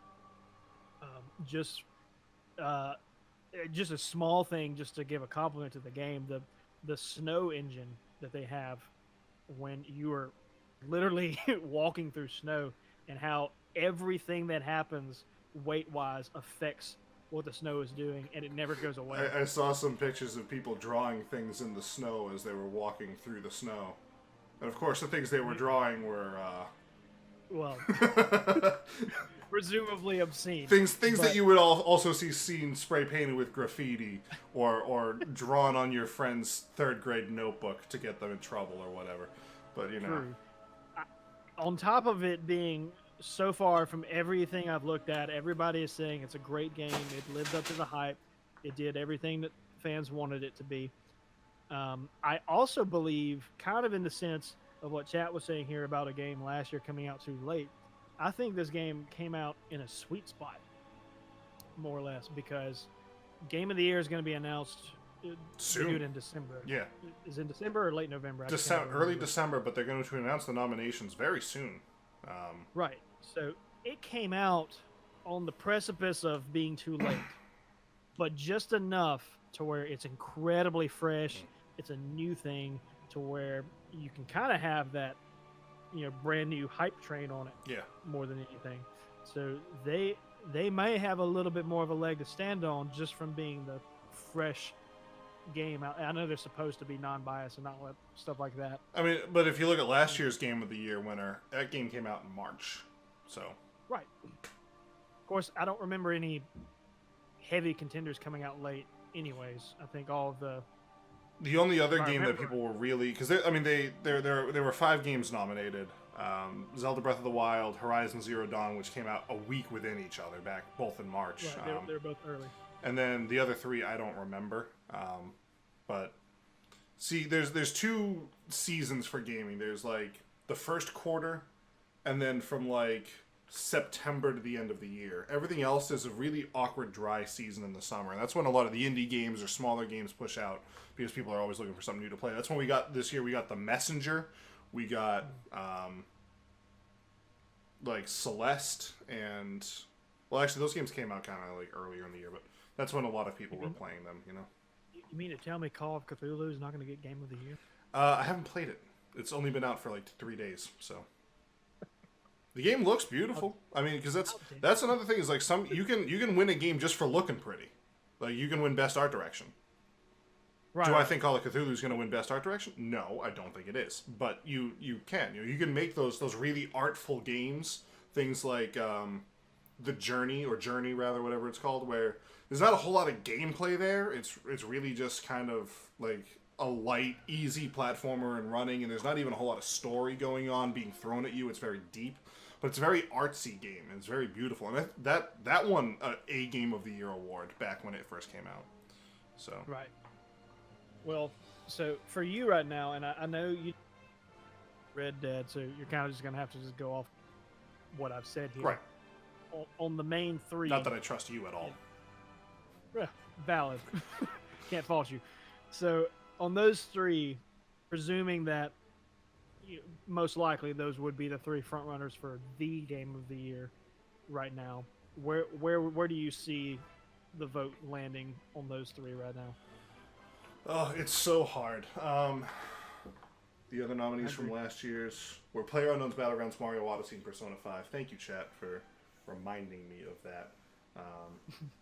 Gosh, it was so dumb that PlayerUnknown's Battleground was like Game of the Year. Like, I mean, it won like Best Multiplayer, but like that couldn't compete with Zelda. Couldn't even compete with Mario To read Odyssey. it, to read it a little more, to read it a little more loud and concise for anyone watching in post. Chat just reminded us that the other nominees that Jay was talking 5 that we missed was PUBG, Mario Odyssey, and Persona 5, which is the only of those that I would even consider contending with the Zelda game and Horizon Zero Dawn, which would be Persona 5. Yeah. I would never put PUBG anywhere in a category of the rest of those. No.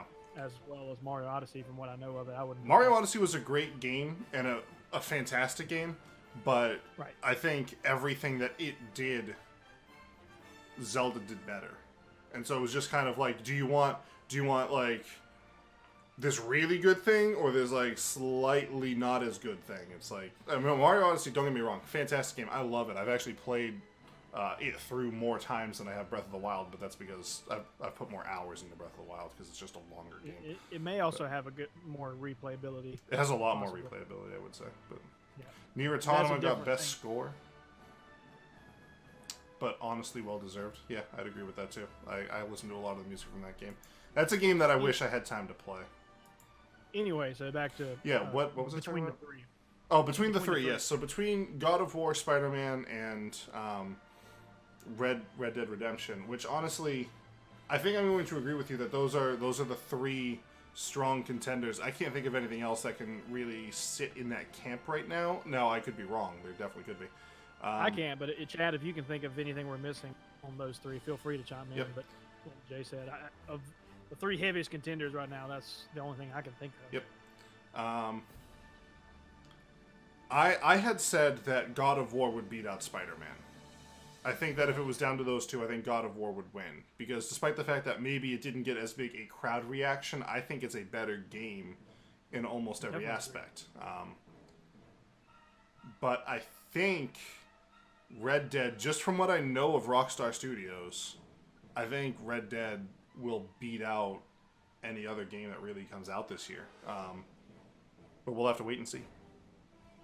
Okay, so you're actually thinking that the vote's going to swing to Red Dead potentially, based on what you've heard. Yep. Just based off of, I mean, I've seen the trailers. I know how beautiful this game is, so I know visually it's good. Rockstar has some great writers on staff. Some of the best writing in gaming I've seen in some time. Their games. Well, I've also learned story-wise what it's doing, and in no sort of spoiler element, just like the overall consensus of what will be happening in the game is it's a prequel in the sense of it's not so far that it's out of touch with the previous one, which was just Red Dead Redemption. Yep. This one is a right before prequel of it's going to lead straight into the events of where the first Red Dead Redemption took place. So it happens at an X amount of time before and then leads right into it.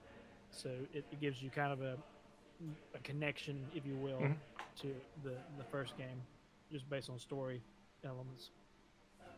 So that's, I would probably agree with that. I think, like Jay said, I think with Rockstar being behind it and the way the first one was received as well as it was, I think there is a good chance, as long as it continue, as long as the feedback continues to stay as good as it is right now, I see a good chance of that one taking the cake at the end of the year.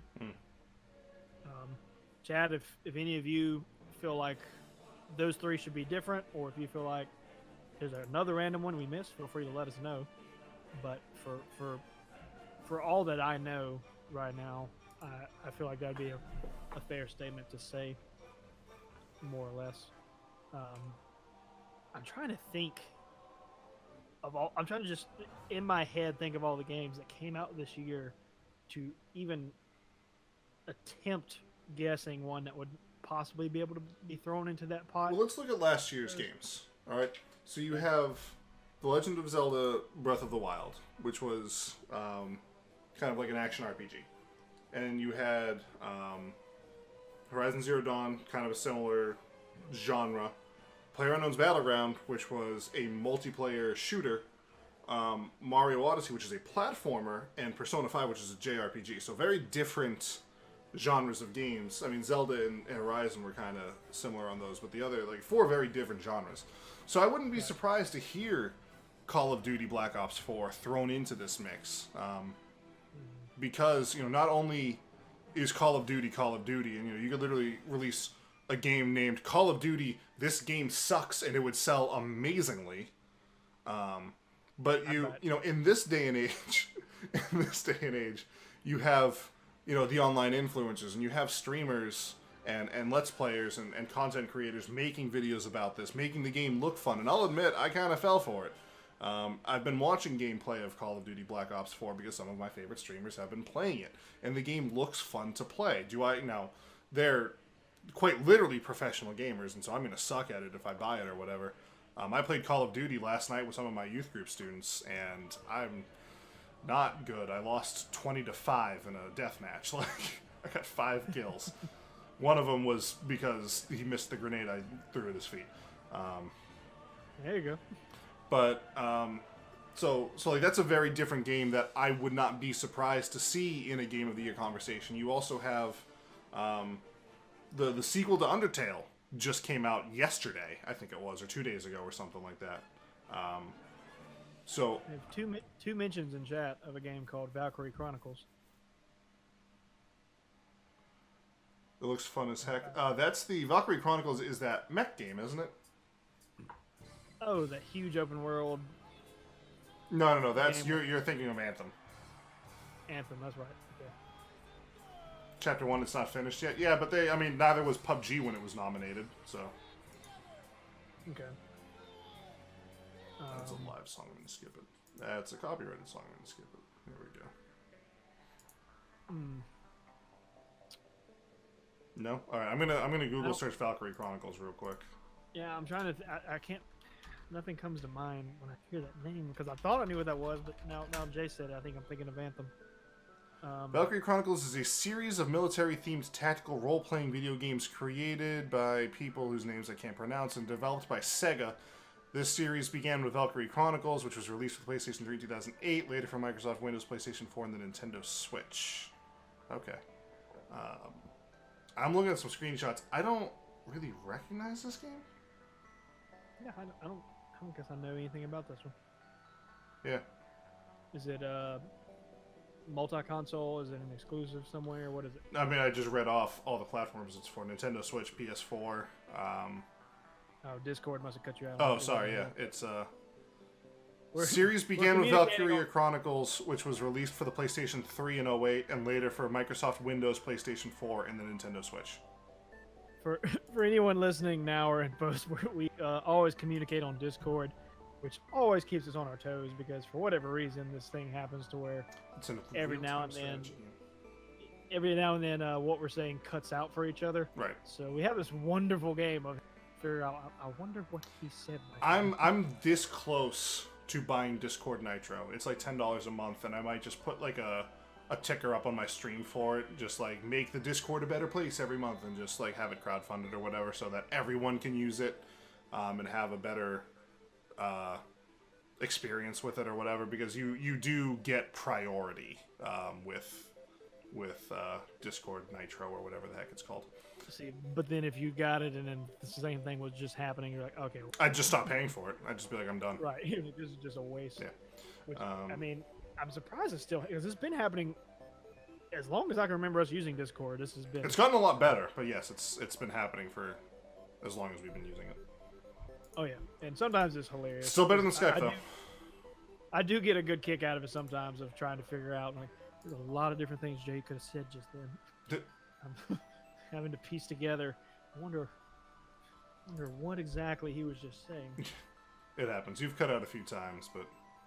Oh yeah, and I know, because I can tell sometimes based on your. I bet I just cut out. You just did there. Well, there you go. So he didn't even know what I just said right now, and what the terrible name that I called him. So here's a game we both played. I want to change topics here. Do you have anything else you want to add on this conversation? Not on this conversation. No, I was going to talk about something else. Go for it. Yeah, this is kind of a shorter conversation. Here's a game we both played last gen. That I'm surprised we haven't seen a sequel for yet, and that's Super Mario Maker. That was a Fair. big moneymaker for the Nintendo Switch, or Nintendo Wii U, rather. It wasn't... The Wii U was not a great selling system, but this game sold systems and sold copies of this game. And I'm really shocked we haven't seen the sequel yet. It's so interesting once...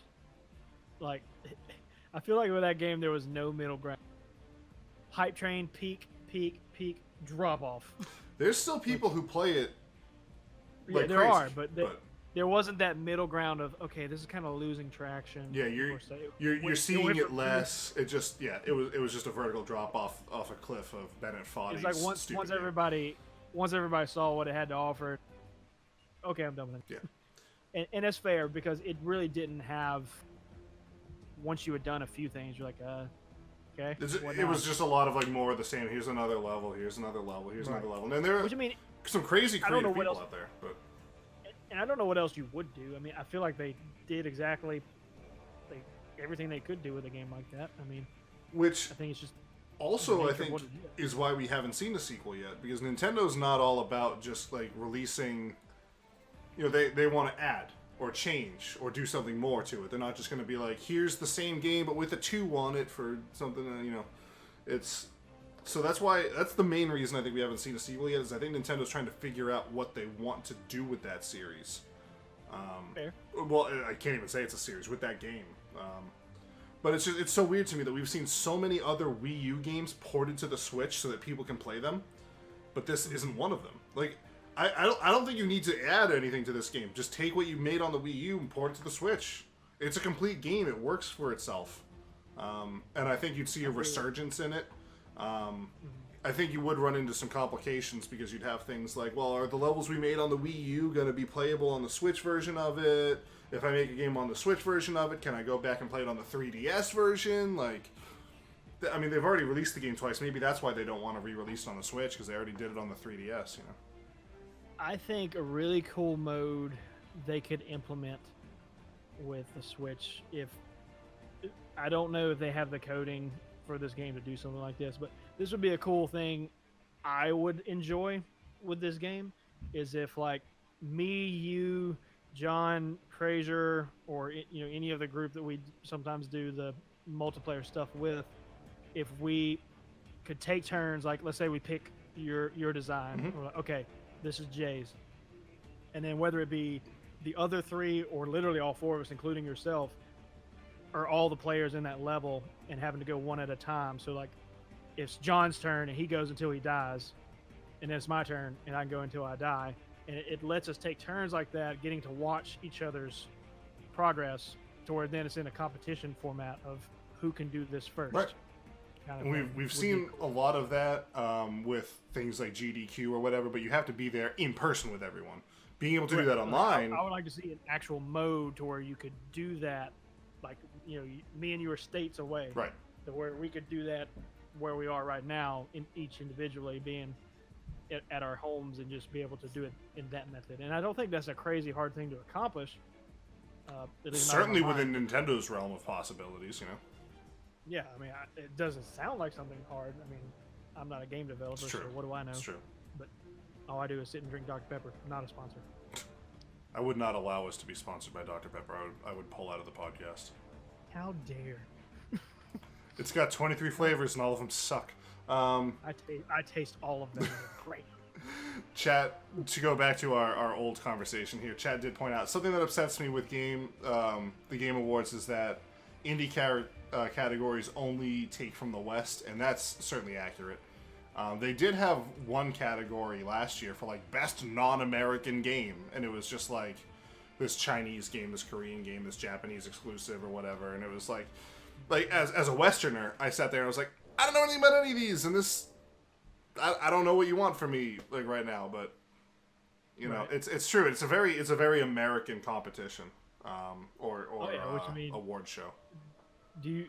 This will be a interesting test of your memory, and I feel like you should maybe. I don't know. I'm about to test you here. Sure. Do you remember what my vote for Indie Game of the Year would have been last year? West of Loathing.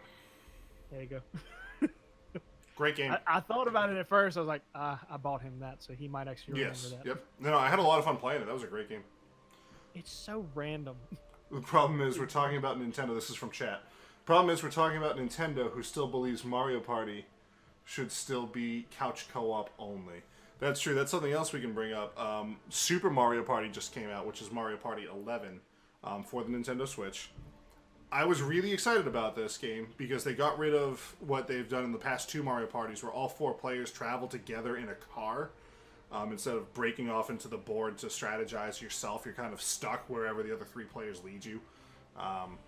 I hated that, and they got rid of it, and I was like, yes! And they're like, and this game's going to be online, and I was like, yes! And then they were like, but if you want to play traditional Mario Party, like the running around the boards or whatever, that's couch co-op only. Only some of the multiplayer modes of minigame modes are online, and I'm just like,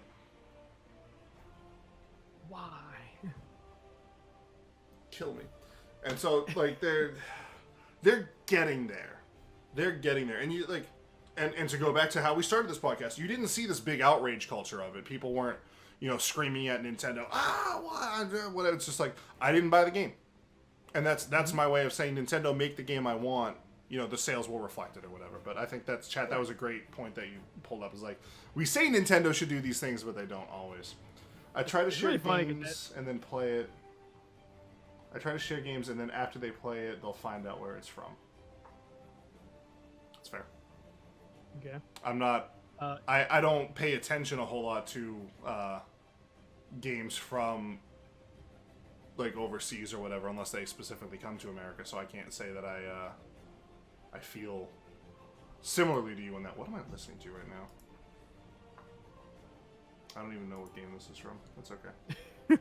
See, I'm not hearing any of the music. Yeah. So I was like, well, I don't know what you're listening to. So, for those of you that are wondering, what I've had on is just Spotify's playlist of OC Remix.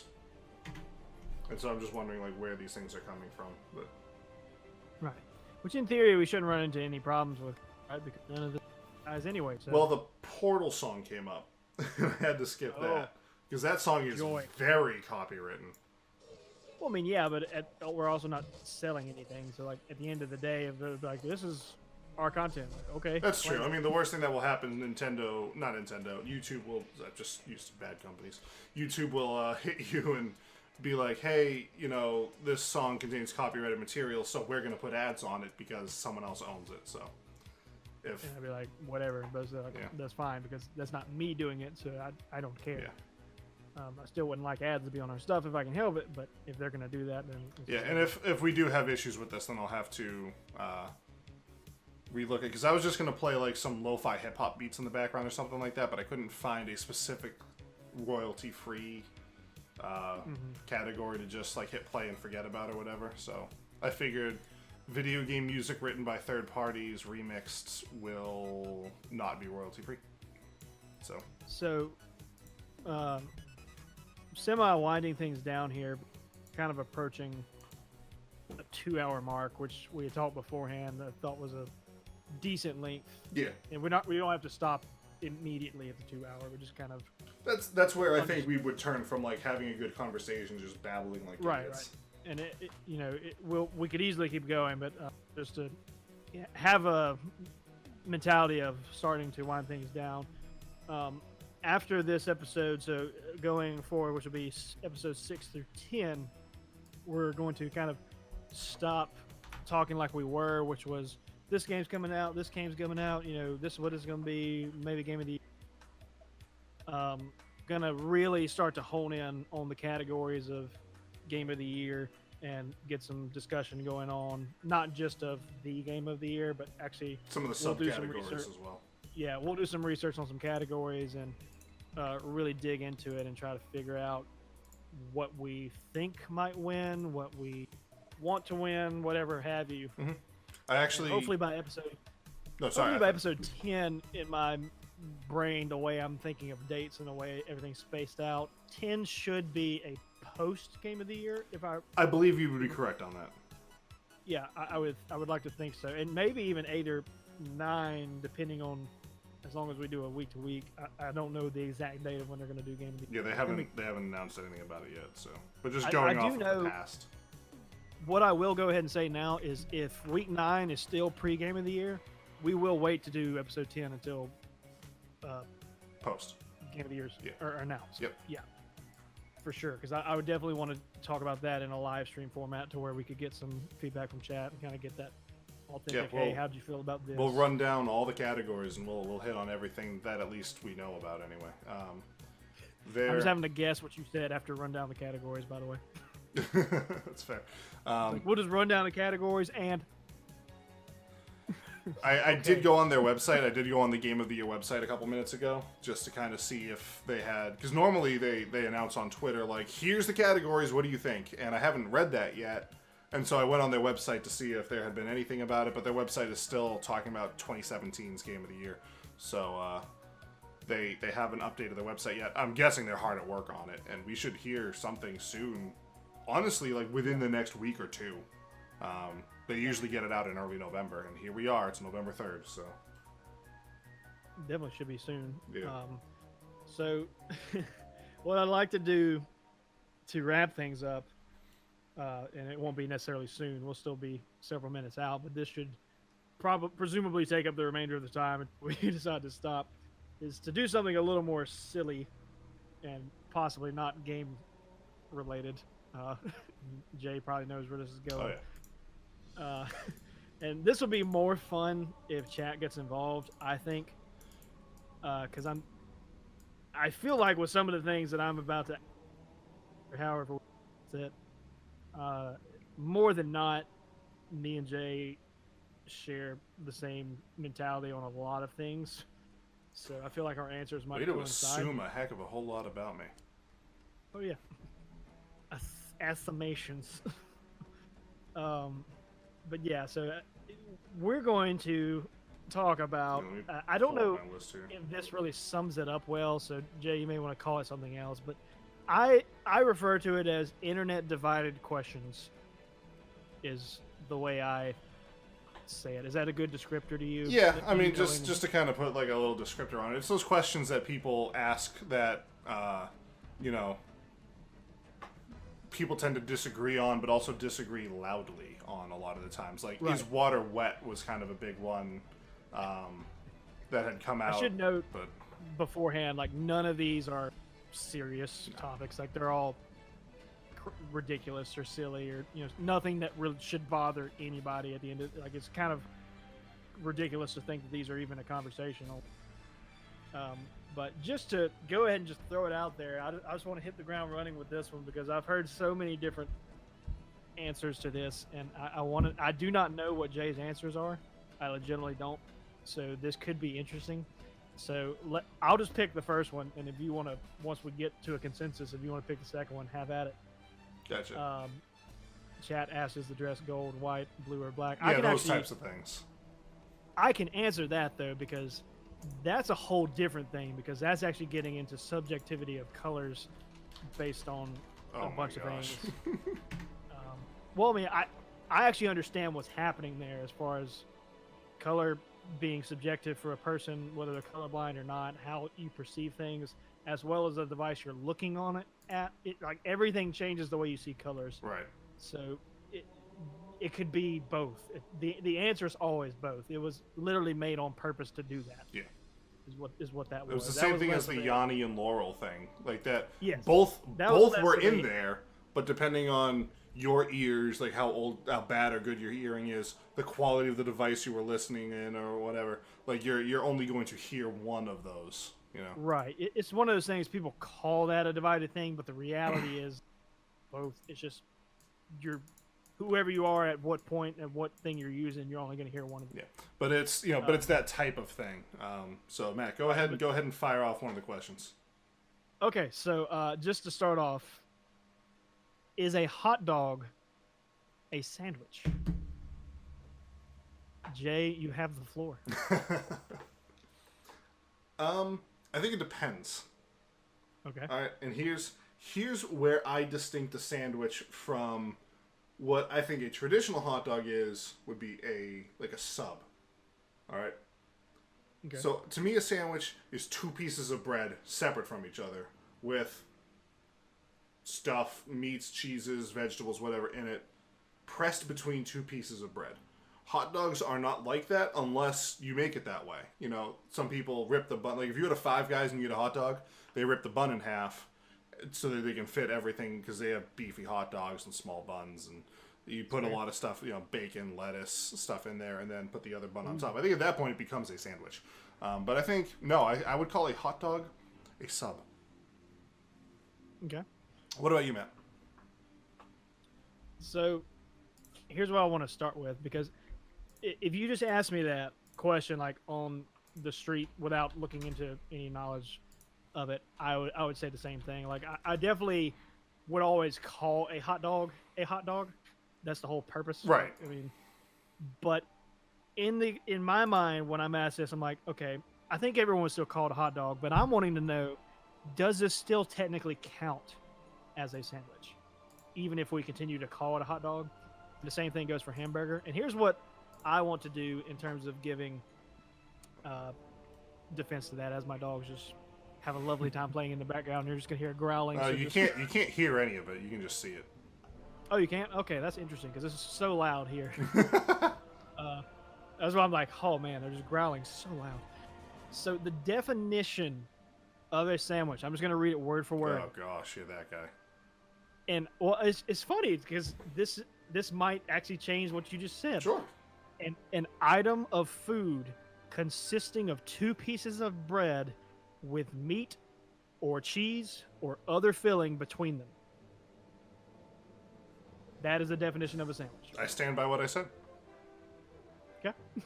So to me, I agree with the latter half of what Jay said, that I would always still call this a hot dog because it's a specific type of sandwich. I would agree that based on that definition, yes, I have to say it's a sandwich. But it's like if you wanted a Reuben sandwich, you still have to say, I want a Reuben. You may not call it a Reuben sandwich. Right. It has a name. It's specific. It's telling you what you want it to be. So in the regard of are these things a sandwich? I think if you want to get technical, sure. By definition's sake, maybe. But I think Jay's right. Like, you would still always say, I want a hot dog or a hamburger. So Right. ultimately, I think the question is moot. But That's in fair. a technical sense, I guess based on the definition, I have to say yes. Does that make sense, or does that sound like nonsense? I respect your opinion. We'll go there. You don't think it's a valid point? No, I do.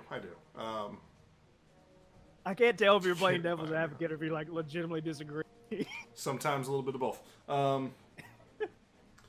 So here's a question. It's actually not on the list. Matt made a list of all these things. So I haven't had time to even think about it. No, and so that's why I want to get your opinion, because I go back and forth on this one a lot, and so I don't really even know what my answer is, but I'll say where I'm currently at. What is a beach? Like, is it the ocean? Is it the sand? Like, what if you were to go stand on the beach, where would you be standing?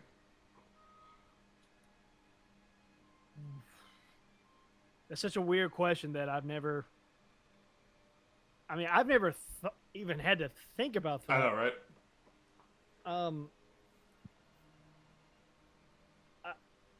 I think the definition is just where the sand meets the water is what I believe it's defined by. So if you were, I know people use it as a verb and say like, hey, we're to the beach. That's as like a destination. Not a verb. Or, no, excuse me, not a verb. That's the noun of the sentence. Noun, whatever. We're going beaching. There. There's a verb for you. Matt beaches himself. So, I think I'm trying not to overthink it. I would just say it's where the water meets the sand. So then what's the shore? The shore? What part of that equation is a shore? Because to me, that's where the water meets the sand. That in my head, like, that's the shore. Like the shoreline, that's the shore. You would call that the shore? Yeah. I think it's, my guess is just a word that's interchangeable. Fair. one of those. I mean, I guess I really don't know, to be honest. I've never had to think about it, but I don't have a lot of research behind that, and I don't. Matt's like, I also don't care at all. Well, I mean, that defeats the purpose of these questions. It's more fun to actually try to interact. But I'm trying not to Google anything, is what I'm saying. Like, I want to just say this off the cuff. But I don't know. To me, it's all of the land that is in front of the beach, and I guess you could say, as Jay said, like it's still considered the beach, but you could also name it the shore where the water meets the land. So I guess just the sand in front of the ocean. Okay. Would be my answer, I guess. Interesting. What was your answer? I know you said you go back and forth, but what is your current answer? Well, see, I tend to always want to lean that way too, but then it's always moving. Because as the water comes and recedes with each wave and tide comes in and out, the beach is always moving, you know? Mm-hmm. So it's I'm like, I'm not satisfied with that answer, you know? I don't know, let's Google it. Let's get the definition. Okay. Jay's what gonna go against what I was trying to a do. Beach? So a pebbly or sandy shore, well, there you go, especially by the ocean between high and low water marks. Matt wins. All right, Matt, your turn. For those of you just joining in, we just had about an hour and 40 minutes of video game discussion, and now we're just asking ridiculous questions to each other just to have fun. Yeah, so you missed all the video game discussion at this point. But it will be out on the regular channel on Wednesday. So right. And on any Spotify or iTunes. By the way, for anyone in chat that doesn't already listen to it there, the new season finally uploaded to iTunes. Took forever. Spotify beat them by a wide margin because season 2 was where it stopped for a long time. Yeah. And then Spotify got it like a week or two ago, and iTunes just got it a day or two ago. Interesting. For season 3, so I don't know if they're going to stay in that kind of gap or how that's going to work. Maybe it updates monthly. Who knows? Anyway, so moving on to the next one, which I'm excited to see where these stand. That was an interesting one that you kind of surprised me on because it wasn't on the list. I've never even not as that I've never had to think of that question like ever. Fair. So how many holes does a straw have? 1. End of discussion. Really? Yeah. Okay. So support your answer. I mean, I want to hear why. It's one long continuous hole. Okay. It's like, to me, if you take like this right here, if you're looking at it this way, it is, yes. Yeah. So it is. Like look at this. This is from a Taylor guitar. This is the hole they punch out for the acoustic hole or whatever. It's got a little hole in it right here. This is a hole. All the straw is just a longer one of those. It's just pulled out. Like if this was a 3D model you can click and drag, it's just a longer one of that, and there's just less of this part of it. That's all straw is. One hole. One very long hole. That's a sound argument for that item specifically there, and I would agree with it for that item. A straw, if you were looking at it, I'm trying to look at the camera, like this way, it would make sense for exactly what you just said. One hole. Turn it that way, you can no longer see them individually. Just because you can't see it doesn't mean that it's less of a hole. Let me give you my points, and then you can make what you will of it. Fine. So you now, by looking at it this way, instead of it being one continuous, you're not looking at the cylinder portion of it. You're looking at there is an opening here as well as an opening here. If you close one off, there would be one hole. So by adding another one, can you honestly say that you're just adding on to it? If I take this and I do this, how many holes is in this thing? In that instance, all you're doing is holding your hand up to it. Yeah, correct? So there's still a hole just right here, right? There's not less of a hole because one end is blocked off. Okay. So there's still one hole, no matter how I do this. If I turn it this way, there's still one hole. You just can't see it. Yeah. There's no difference between this and a straw other than the fact that the straw is longer and just doesn't have as much girth to it. That's the only difference. It's one hole. So interesting because I still disagree with that. But Fine, be wrong. Be my guest. Like whatever. If you're watching this back or listening to this back on the podcast, you're gonna be so stinking confused because there's visuals and all this stuff or whatever. Hole has one straw. Everyone shut up. Hole has one straw. Hole has one straw. I stand by that sentence. So, one more good discussion I've heard in that specific question that I thought was actually an interesting point. You don't even know, Chad. You don't even know. I feel very strongly about straw holes. So, if you went out to a huge yard outside and you decided, okay, I'm going to dig a hole. Sure. And you dig down. And at some point in time, you decide, okay, I'm just going to start digging sideways. You're still under the ground. You're not above. It's not visible. Sure. And you're not doing this on purpose, but, you know, what happens is you're slowly but surely creating a tunnel. And let's say you do that for 100 plus yards, and then you decide to come out at the other end. That is creating a connected area. You go like down, sideways, and back up? Is that what you're getting at? Okay. You've done that. Based on your logic of the straw, if the same thing applies, that's one hole. Sure. See, I would disagree with that. That's fine. Be wrong. I don't care. The fact that you can't see it doesn't mean squat, Matt. It doesn't matter. If you're saying that it's still, because they're connected, it's only one hole, as opposed, like, even if they were closer and it's above ground, you can see them that they're flat. And it comes down and it connects, so it's even a different shape, but you're still saying... I agree with you that, like, if you're looking from the surface, there's two openings in the ground, and you would think to yourself, those are two holes. But then once you realize that they're connected, no, that's just one big hole. Once you have all the facts, it becomes one hole. Okay. I want to check something real quick. Matt, if I put a bullet in the side of your head and it comes out the other side, that's one long hole. Are you Googling the definition of a hole? Yes. Are you ready? Are you really ready? He has left the building. That's awesome. Are you ready to hear what it is? Sure. Lay it on me. A hollow place in a solid body. If you dig a tunnel with two things coming up, that is one hollow place, my friend. If I put a bullet in your head, we're going to find one hollow place, my friend.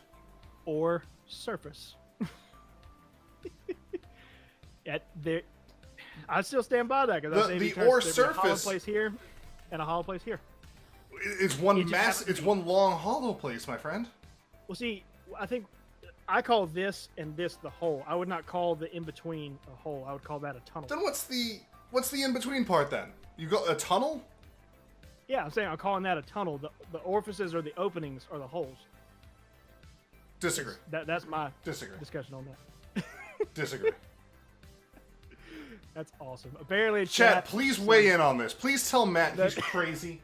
Matt, you're crazy. My mom's texting me.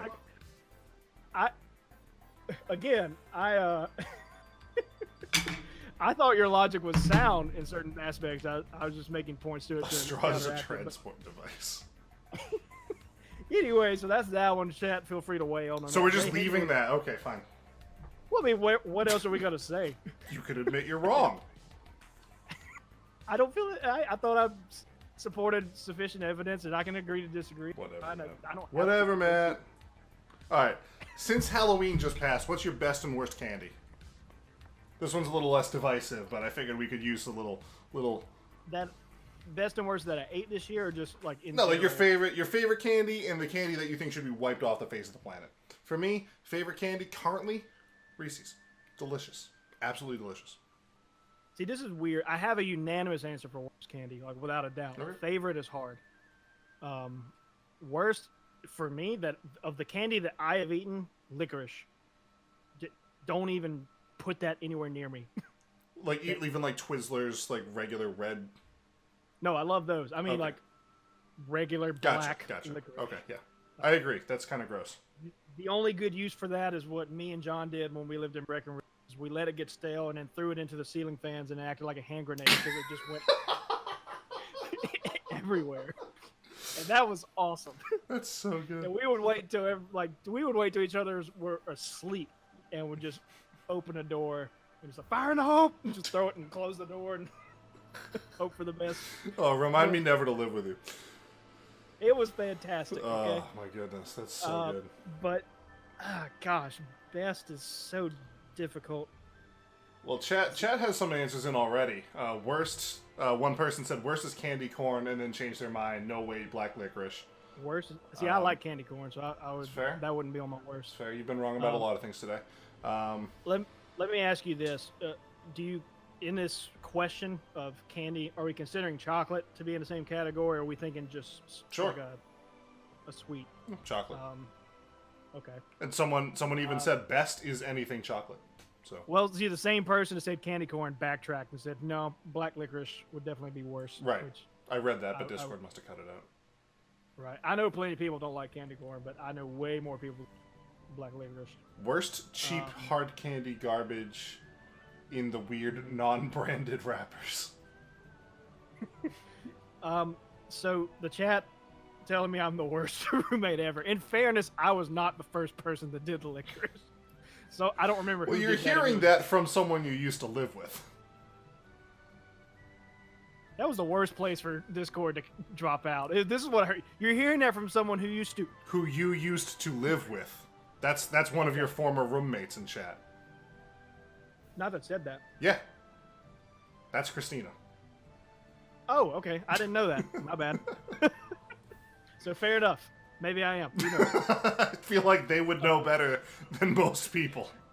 I feel like they're just giving me a hard time. I don't think they could actually say that with a straight face, hopefully. Chocolate is candy. Matt really is going to start World War III with his wrong opinions. I literally agreed with you on the licorice. Don't give me that crap. Yes, I do think that the person said there was someone else in our apartment who started that, and I do think they named the right person. I'm going to leave them nameless. But... Fair. So Matt, like, gun to the head, if you had to grab a candy bar off the shelf or else you'd get killed right now, what would you grab? Such a weird scenario I just put you in. I know. You know, candy can be in a mood kind of thing, but I like agree. if I have to pick an answer, I think I'm just gonna have to go with like Reese's, maybe. Good answer. I love me some Reese's. Chad, I heard that story before. For your benefit, I'm not gonna tell that story. No, we out don't loud. need that on the podcast for sure. Nor my Twitch channel. But I know that story. Right. For people joining in, we're continuing to remain anonymous with chat because this is also going to be on YouTube, iTunes, and Spotify later. And as we talked about earlier, for whatever reason, is getting thousands of views now. So we're going to keep some of this stuff anonymous. One of those being that. But yeah, Jay, if you ever want to hear that story, I can tell you. Oh no, I've heard that story. John told me that story. But you didn't tell me your answers, candy. So worst candy. Worst candy. So I agree. Best right now. Like you said, it changes. You know, I go back and forth. But right now, I'm really digging Reese's cups. So I agree with that. Worst. Especially if you kept them in the fridge and made them nice. Yeah, I don't like them frozen. Right. But a little bit of frozen. solidity to it can't hurt. Because I don't like when they're all melty. They just, they're just messy. I just don't like messy foods that much. Worst. I'd probably agree with you. Black licorice is kind of the worst thing that's ever been created. I don't like candy corn, but I think if I had to eat one, I think I could suck up a candy corn more than I could a bite of black licorice. Well, I know plenty of people that don't like candy corn, but at the end of the day, it's mostly sugar in the taste. Like it's incredibly sweet, so I feel like it's waxy. Yeah, it could be a texture thing, but I know plenty of candies that taste worse, like that I don't actually like the taste of, as opposed to candy corn. It's fair. So that's that answer. So this is an interesting one that I would like to get your real quick though. We did have one little last entrant here in chat. Those little Sour Patch Kids. Those are great. I like the watermelons. Those are Sour Patch watermelons. Tight. I'm not a big sour person, so I would gravitate away from that. But Me I would neither, never call those bad. I know those taste good. I'm not huge into sour, but I can do Sour Patch watermelons. Those are. Yeah, see, I'm huge into spice. I've learned most people are typically one or the other. You either really like spice or you really like sour. I don't know a whole lot of people that like both in extreme measures. Fair. Um, So anyway, what hit us. what is a single Tums called? Like if you were to ask me for just one tablet, Mm-hmm. would you call it a Tums or a Tum? I've never given this any thought, and when I read this list that you sent to me, I was like, what? You didn't know actually what it was going to be. Yeah, and I just like, I didn't know where I stood on it, and I was like, and then I just didn't think about it because I was like, it's such a stupid thing. I don't know. I don't think I care either, honestly. Well, I mean, of course. It's like, Boom. Chat actually just nailed my answer. Tums is a brand name, so Tums, says chat. You know what? I think, like, thinking about it, if I'm sitting and I said, pass me a Tums, I think would be what would come out of my mouth. Tums? Pass me a Tums. Yeah. Yeah. I think that's what I would definitely say. That's definitely what I would say. Which and Straw has one hole, Matt. Which what chat said, which is Tums is the brand name, is Tums antacid or Tums chew, like they have more than just the antacid thing. Right. So I would agree. Like, just because you want a singular one of their candies doesn't change their brand name. Right. It's still Tums. So that was a weird one to me. I can't believe that was as divided of a question as it is on the internet. Yeah. That one kind of shocked me, but I wholeheartedly agree that it would be Tums, not Tum. Hey, Matt. What's a popular restaurant that you don't like?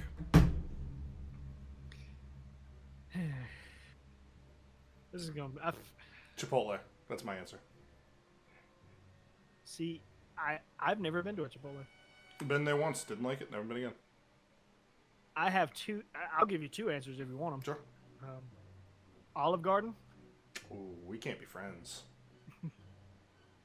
TGI Fridays. That's fair. I have fun memories of TGI Fridays because when I was in college, Becca and I would go there a lot together, and that was still kind of early on in our relationship. We'd only been dating for a couple of years at that point. So I say early on a couple of years. We've been together for over 11 years. So, 2 is pretty early in 11, but I also understand for people that, are like, I've never been in a relationship longer than a year. 2 sounds forever. It does, but in the retrospect of things, it isn't. I have a lot of fun memories of it. Is it a good restaurant? No, not really. But, like, we ended up there a lot anyway, so... But See, Olive Garden, nah, man. I could eat their soup, salad, and breadsticks all day. Well, to tell you where I'm coming from on it, it's not that I inherently think the food is bad, because I think that'd be wrong to say, because it's Italian food and it's fine. Mm-hmm. I do definitely find it way overpriced for what it is. That's fair. That's fair. Where we live, we have a much better Italian place that I don't even think is a franchise. I think it might just... It's a big restaurant, don't get me wrong, but I don't think it's called Tabella's. Has a gigantic tomato on the outside of it. I've never heard of that. I've heard of Cabela's, but not Tabella's. But it blows, in my mind, it blows them out of the freaking water. And it is really, it's roughly, I think, the same price. But when you get their food, for whatever reason, to me, not just for the way it tastes, but just the atmosphere of the restaurant and how nice everything is, it feels like that price fits better than what Olive Garden does. See, I have something like that up here. It's a restaurant called Mangia Mangia. It's Italian as heck. And it's similar, like, similar portion sizes, similar quality, but it's less expensive. So that's, I like Mangia Mangia, but they definitely don't have atmosphere. It's you walk in there, it looks like a diner, and then they hand you, like, really good Italian food. It's kind of strange. But it's, if I had to pick one or the other to go to, I don't know that I necessarily have an opinion. If I want to treat my wife to a nice night out, I would not take her to Mangia Mangia because the place looks like a dump. But, Olive Garden would be on that list of, like, a nice night out or whatever. Probably not the first place I'd go, but it's on the list. Someone in chat did clarify that it is, in fact, a small chain, so it's not going to be a... Owned by John St. John. That name sounds familiar. And also, they also agreed that it is better than Olive Garden. it would be hard to argue because if you had ever been to this place, I feel like you would probably inherently. I'd agree love to with try it. it sometime. It's incredibly good. If you want another answer, I'll even give you another one. This is probably going to make Jay angry. Five Guys. That's literally what I'm having for dinner tonight. Way too expensive. Oh, I agree with that wholeheartedly. Absolutely nothing to not do worth the money that it is, and yet I still eat there almost weekly. It has nothing to do with quality because I think the food tastes fantastic. It does. But I eat a ton of food because I run a lot, Mm-hmm. so I'm always having to put a ton of food back in. Yes. And for me to get full at Five Guys costs a stupid amount of money. Yeah. I can drop $19-20 in there without even thinking about it for one person. Exactly. The last time I went there, it ended up being like $20. Like, are you kidding me? Yeah. I'd rather go get a steak.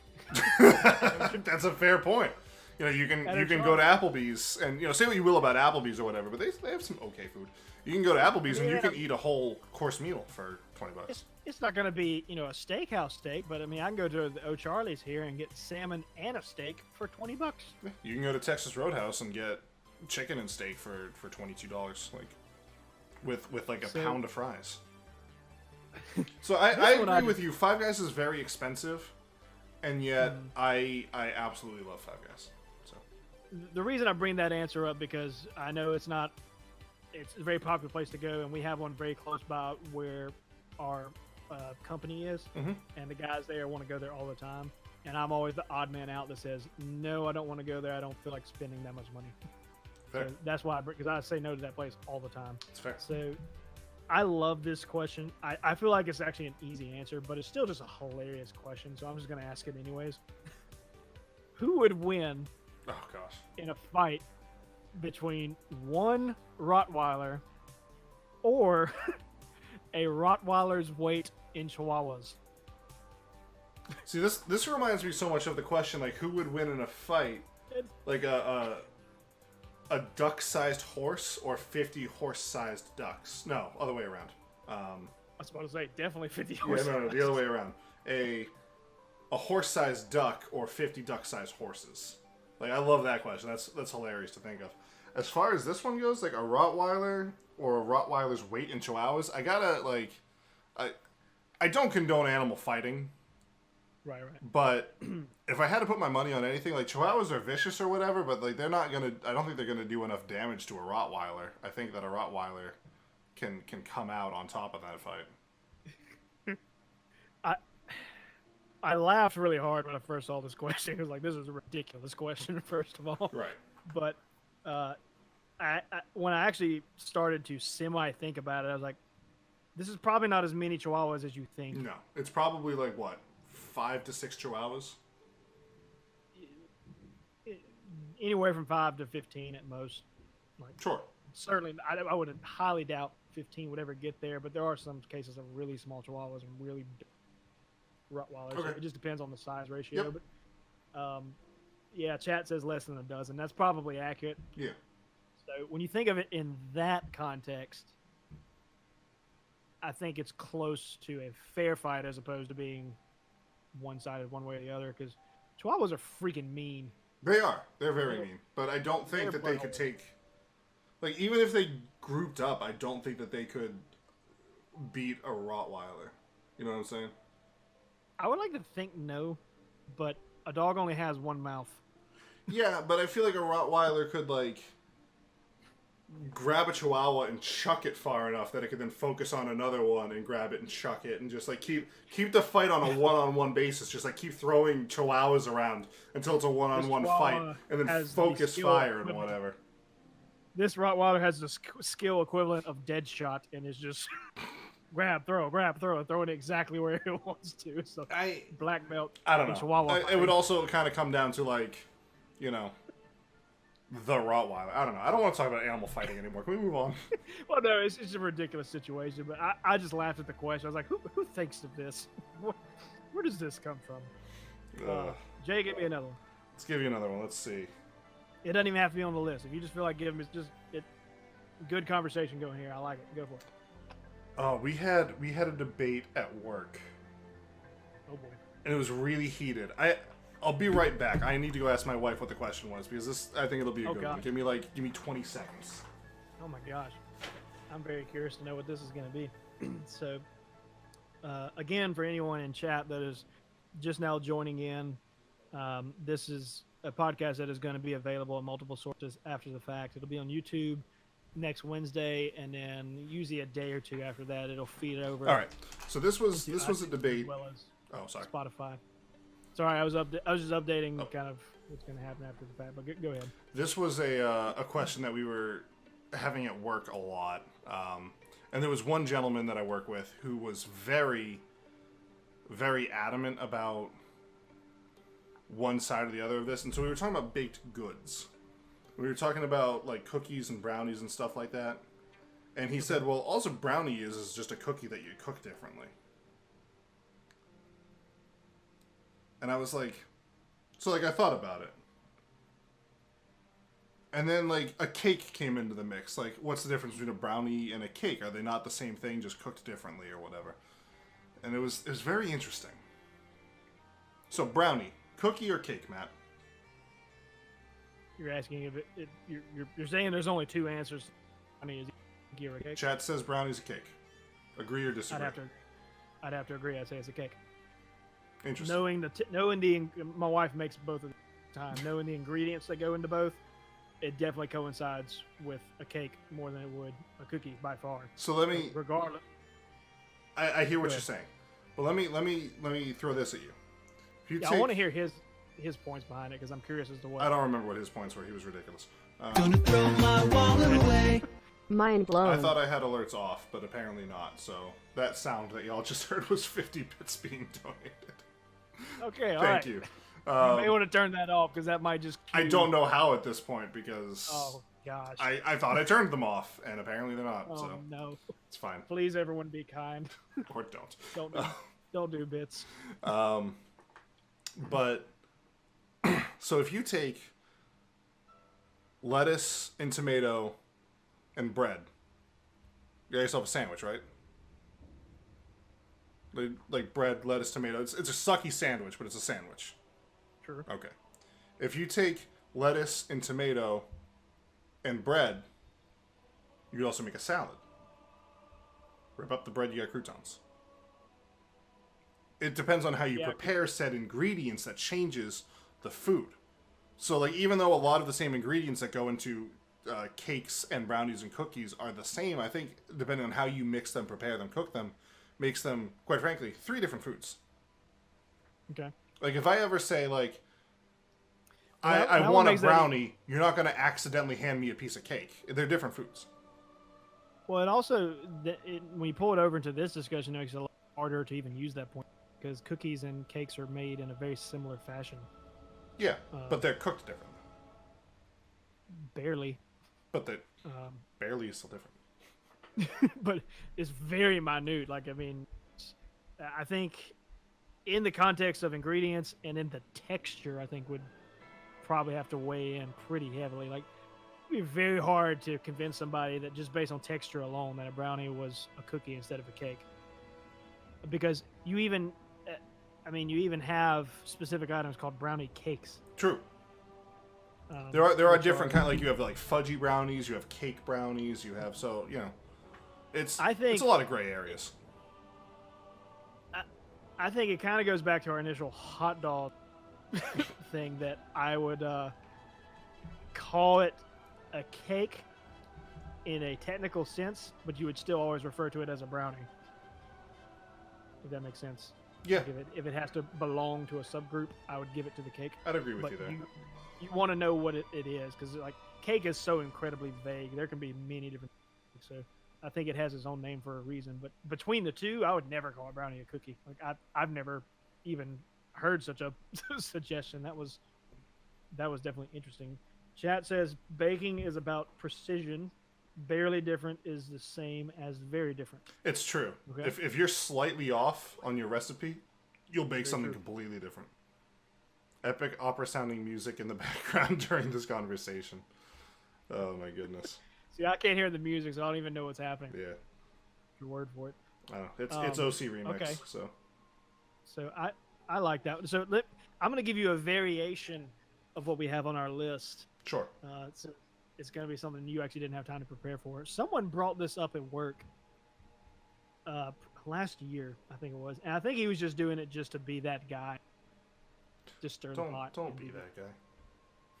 Oh, I'm not that guy. No, I no. think what he suggested was ludicrous, but just for the sake of what we're discussing right now, it just has to be brought out there.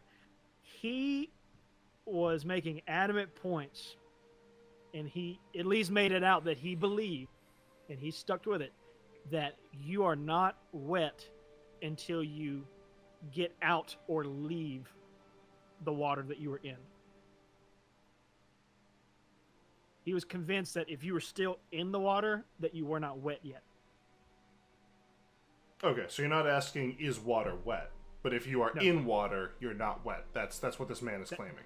That's what the man was saying. That man's an idiot. Until you get out and the air contacts the molecules of water, whatever he said, that's the moment you become wet. I think that's just complete lunacy. And I could make many points to back that up, but I was just making sure that I didn't feel like I was alone here. Like, that's the most ridiculous thing I've ever heard. No, you work with an idiot. Congratulations. It's probably the same kind of person that think a straw has two holes or something like that. Chat says that is ludicrous, so they're backing that up as well. And we brought up so many points to defend against that, and he just wouldn't budge. Like, we even brought up the point of a rock, like going to if you've ever gone whitewater rafting or anything, to where there are rocks that are submerged. A rock in its own right is dry. It is not slick. Your foot would not slide off of it like a rocket. If you go to whitewater rafting, if you even step on a rock that's under that, you got to be really careful because your foot's gonna move like crazy because it's slippery when wet. Yes, I agree.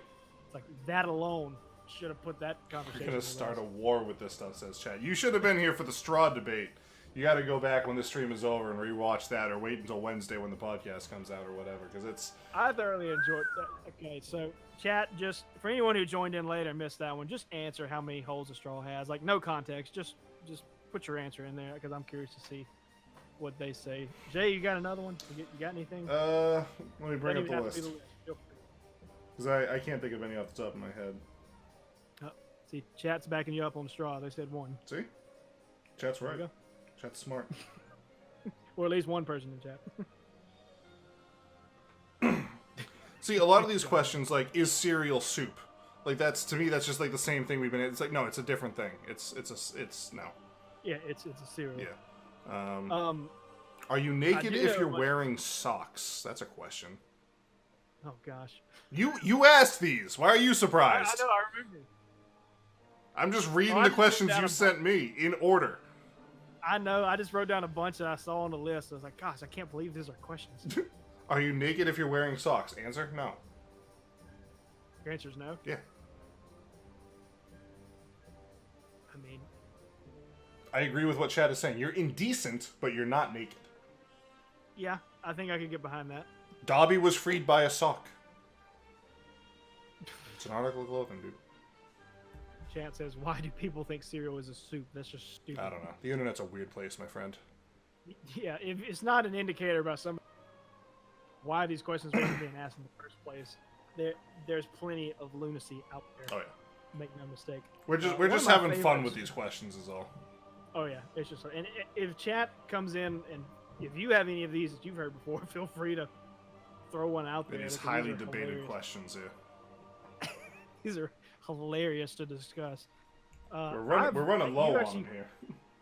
You actually crossed this one out, but I want to bring it up anyways because you may have just not known what I was talking about. Maybe you did. I don't know. Maybe you just didn't like it. I've had people at almost every institution I've worked at. There's always at least one person that swears by this, and I just don't understand. I really don't. But they swear up and down that the different color M&Ms taste different. I don't understand. So back when M&Ms first came out, the blue ones, I think it was the red ones specifically. One of the red dyes, a lot of people were allergic to that because there's something in it that triggered a lot of allergies. My mom was one of those people. So M&M Okay, so changed the something dye in or the whatever. dye? Yeah.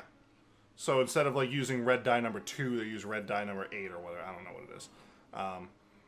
I personally don't think different M&Ms taste differently, but I'm not gonna shun you if you do. That's my answer. You know, they're. Yeah. I can Now, see wait. it. Like sometimes I swear I think I'm like, oh, that one tasted like a green, but like, I don't like not really. Do I think M&Ms have different tastes? No, I don't. But I'm not as firm on that like I am the straw. I think I agree with Jay. I think that in reality, I don't think different tastes, but there's so many things that influence how you taste. Your mind can drastically shift that. An interesting point to this: there was I can't remember the name of them, but the guys Rhett and Link from Good Mythical Morning Sure.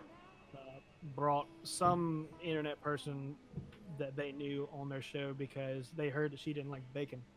And being internet comedians are like, hey, we're going to prove that you do like bacon.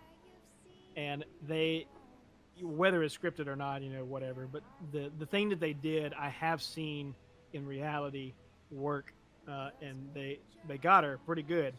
Because what they told her, which obviously ended up being a lie, but they told her, hey, we're going to ease you in. You know, we don't just want to start by putting bacon in front of you. We're going to like work your way up to it.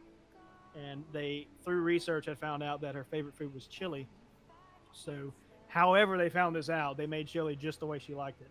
And they said, hey, we have our controlled chili here, which is going to be just plain chili the way you like it. And then we're going to have the same chili, but with bacon in it as well. Okay, so that's what they presented to her. Tries the first one, and she's like, "Oh my gosh, this is just like how I make chili. I don't know how you figured this out, but this is amazing. This is fantastic." It's like, okay, that's fine. So let's lean into this and let's try the one with bacon. And then she does, and immediately starts talking about the differences in taste of how the bacon has affected the flavor, and how it's changing it in a manner that she doesn't like, and it's done this. And they're over here just smiling, and you already knew something was going to be up. They switched it. Oh, no, even better. They said, these are the same bowl of chili. They both have bacon in them. They one-upped what I would have done. That's good. Oh, yeah. they one-upped it a good bit. To Mental. the point of where your brain can do so much. Because I believe she genuinely believed Right, that the taste right. was... Like, I don't think she was just lying. I think she thought that. And you could tell that. And it's funny that just all that was done via her brain. There were no differences in these two chilies. Just like I don't think there's any difference in actual M&Ms, but I wholeheartedly believe somebody's brain could probably cause that reality to happen. That's a good answer. I'm satisfied with that. Yeah, that's what I believe in that instance. I don't taste it, but in the same regards of, I know I was telling Jay earlier, like what you drink out of, as far as the content that it is, whether it be styrofoam, plastic, glass, aluminum, you know, whatever, it drastically kind of shifts a little bit whatever you're drinking tastes like. And as a multitude of things, between smell drastically changes your taste, molecules reacting with the substance that is touching, and there's a whole bunch of science that goes into that. But, so I don't think it's as a ridiculous answer as people make it out to be. I guess like it could be. I think in reality is not different. That's always been an interesting, just how certain some people are that M&Ms taste different. And I'm like, I don't think they do. They might for you, but I don't think they're supposed to. Who knows? Jay, you got another one, or let's do one more and then we'll wrap. We've been live for 2.5 hours at this point, so I think that's fair. What did you mean by this one? Expiration dates versus sell-by dates. What do you mean by that? Okay, we can talk about that one. So there's it's not really it's more of what do you think these things are something you should stick by adamantly, is what it means. So like for instance, and I say versus because some products have different ones, so it's hard to say which is which. Like milk obviously just has expiration as opposed to sell by, I Okay. believe, if I remember right. And the question is, whatever date is on that milk, do you stand by that? Like the second it hits that date, is this gone for you, or are you going to test out the waters a little bit? Or not just with milk, like that concept in any product. Like, does that, and we're not even saying on the home side, like if you go to a store and you're going to eat something that say is immediate and isn't going to last as long as milk would, Mhm. like maybe something that's going to be gone in one sitting, Sure. and you're at the sell by date, not expiration, but sell by, or you're at close by these dates. Sure. Are you going to look for another one, or are you going to be okay grabbing? So if I'm, let's answer both those questions. If I'm at my house and I grab a gallon of milk that expired yesterday, I'm gonna pop it open. I'm gonna give it a sniff, because you can generally tell if milk is good or bad by the old smell test or whatever, Okay. And if it smells good, I'm gonna drink it. I've drinking milk that are days past the expiration date because it's still good. Like it's fine. But I've also had spoiled milk enough times where I sometimes just don't even like to really try. That's fair.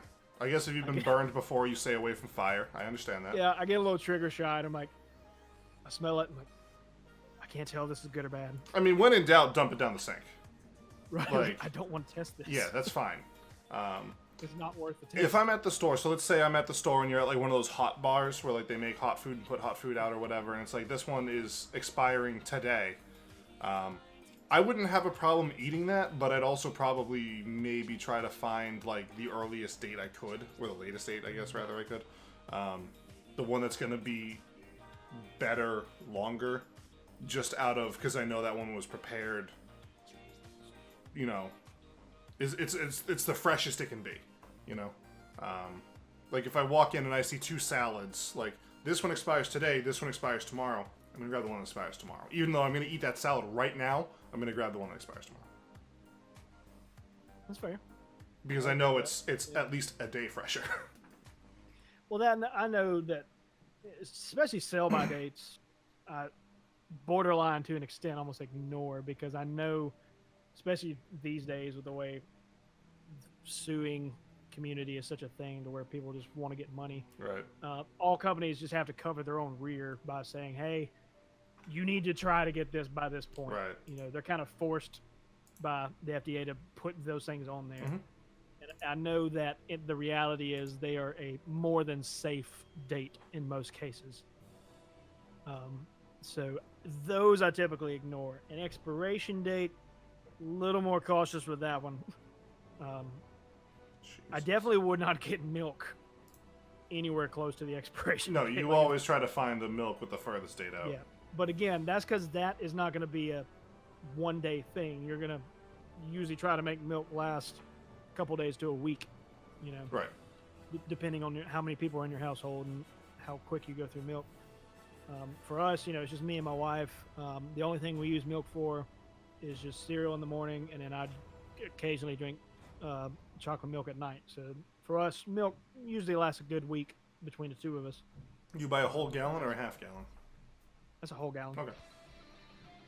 Yeah, so roughly a gallon a week, maybe every week, depending on how much we put into the cereal. I personally don't put a lot of milk into the cereal because I hate soggy cereal with a passion. I'm with you on that one. Yeah, I know the milk helps it be a total package, but soggy cereal just ruins it for me, so I tend to stay away from that. So for us, it's somewhere to a week and a half, give or take. But with all that being said, we're going to come to a close here. As Jay said, we've been going for a good 2.5 hours, which is by far The longest episode by like more than double. yeah, I guess. Something like I'm trying that. to think of Close. what our longest one was. I think episode 10 of last season was like over an hour. But Yeah, I knew it was long. I couldn't remember how long it was. Had a ton of fun with this. Hopefully, we're going to take a look at what we liked here, maybe what we didn't, and try to figure out a good way to do this again in episode 10. the because I fact think that this Matt went really doesn't well. quite fit in his box. Well, maybe Jay will give me a little more than a one-day win. Dude, we talked about it like a week ago. I was like, can you just make a layout with boxes that 2 Well, webcams we weren't can fit specific in? and we didn't communicate well. That's and fine. Just, whatever. Or just get a green screen so it doesn't matter. You can fit in any box. I used to have one. My bedroom is so small that I can't fit it in a good way to where it works. Well, you know what I love about the one I have now? You can just like, Yeah. bye. Yeah, It's gone. which would be fine, but I don't have a wall to like this. What I'm looking straight at is a corner. Mm-hmm. It's not a side wall. So straight behind me is the door. So there's nothing that I could lean it in that wouldn't be in the way of the actual room. It would be something that I'd have to move. Yeah, well, this one's mobile. It's literally meant to be packed up and moved. Like within 30 seconds, I can take it out of wherever it is I'm storing it, put it down, and just yank it up and set up. How wide is it though? 5 feet. See, even that probably wouldn't work. Okay. One of the persons in the chat has been in this room because a good friend of mine in the chat. He knows this room and knows that sadly 5 feet would be pushing it just because of the design of the room. And right to my left here is the spare bed in here, and the frame of it comes really close to where the end of my guitar rack here with all my guitars. So between the two of those, it's just not really enough room to do it. I would love to, because I still have one. I just let my friend, who's a photographer, hold it so he could use it for whatever he wanted to. Fair. Taking up space here, but Anyway. it's a lot bigger than that one as well, and it has stupid huge luminescent bulbs. Like, it's crazy. Jeez. So, anyways, that's been episode 5 for anyone listening in post. And thanks to everyone for coming out and chat. It was a ton of fun. It was a ton of fun. Had a good time. We talked about games without there was so I know we talked about this in podcasts all the time, but genuinely really don't ever have a script of any kind. So the vast majority of what we're talking about is just off the cuff. Like at best we had I'll look in Discord right now. Like we had notes of new Smash Brothers content, Diablo Immortal, Red Dead 2, like that's the notes. There's no. We got 2.5 hours out of that. Right. And then we had a few segments written down of like, hey, we could do like a ask me anything kind of thing, or let's talk about these weird internet divided debates or stuff like that. Yeah, just kind of however it went. Right. So and it went well. If anyone enjoyed it and wants to give feedback on it, this video, as Jay said, will up on YouTube this coming Wednesday. Now, at noon. when you put it up, are you putting the actual video up or just the audio? I gotta love Discord.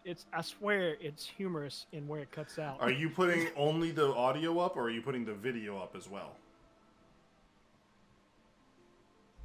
It did it again. All right, never mind. We'll talk about that later. You only? We'll talk about it later. Everyone, thank you for coming out. If you have any suggestions on what to talk about for episodes 6 and beyond, episodes 6 through 9, we're going to have to figure something out to talk about that because we talked about a lot of stuff today. We're getting ready for Game of the Year in December. That'll be dropping soon. It's going to be a good time. Discord sucks. Thank you for coming out. Matt, say bye to the nice people. Goodbye to everyone. To say what Jay said, we will be discussing specific topics of Game of the Year. Yes. Episode 6 through 9 is what we'll start to hone in on. Thank you, everyone who stopped by. It was fantastic. Appreciate it. Look forward to doing this again on episode 10. And as with this one, we will try to give you as many updates leading up to it on when that happens and that discussion. But yeah, cannot thank you enough for everybody to stop by. It was a ton of fun. Whenever the video comes out on Wednesday, if you want to leave some comments about what you thought or anything like that, obviously it's YouTube, so it'll stay there for us to see as feedback and kind of have an idea, as opposed to posting it here, where it's just a little more temporal. But yeah, it was awesome. It had a good 2.5 run. To my understanding, unless Jay has changed his mind, we might be about to stream some other stuff depending on his mood. I gotta eat first. Definitely gotta eat first. So we gotta eat first. Stream's gonna come down. It might come back up in a bit. Okay, we'll cross that bridge when we get there. Yep. But thank you for everybody who stopped by. Look forward to continuing the podcast and having some more fun with this, and just hope to see y'all again on episode 10. Bye.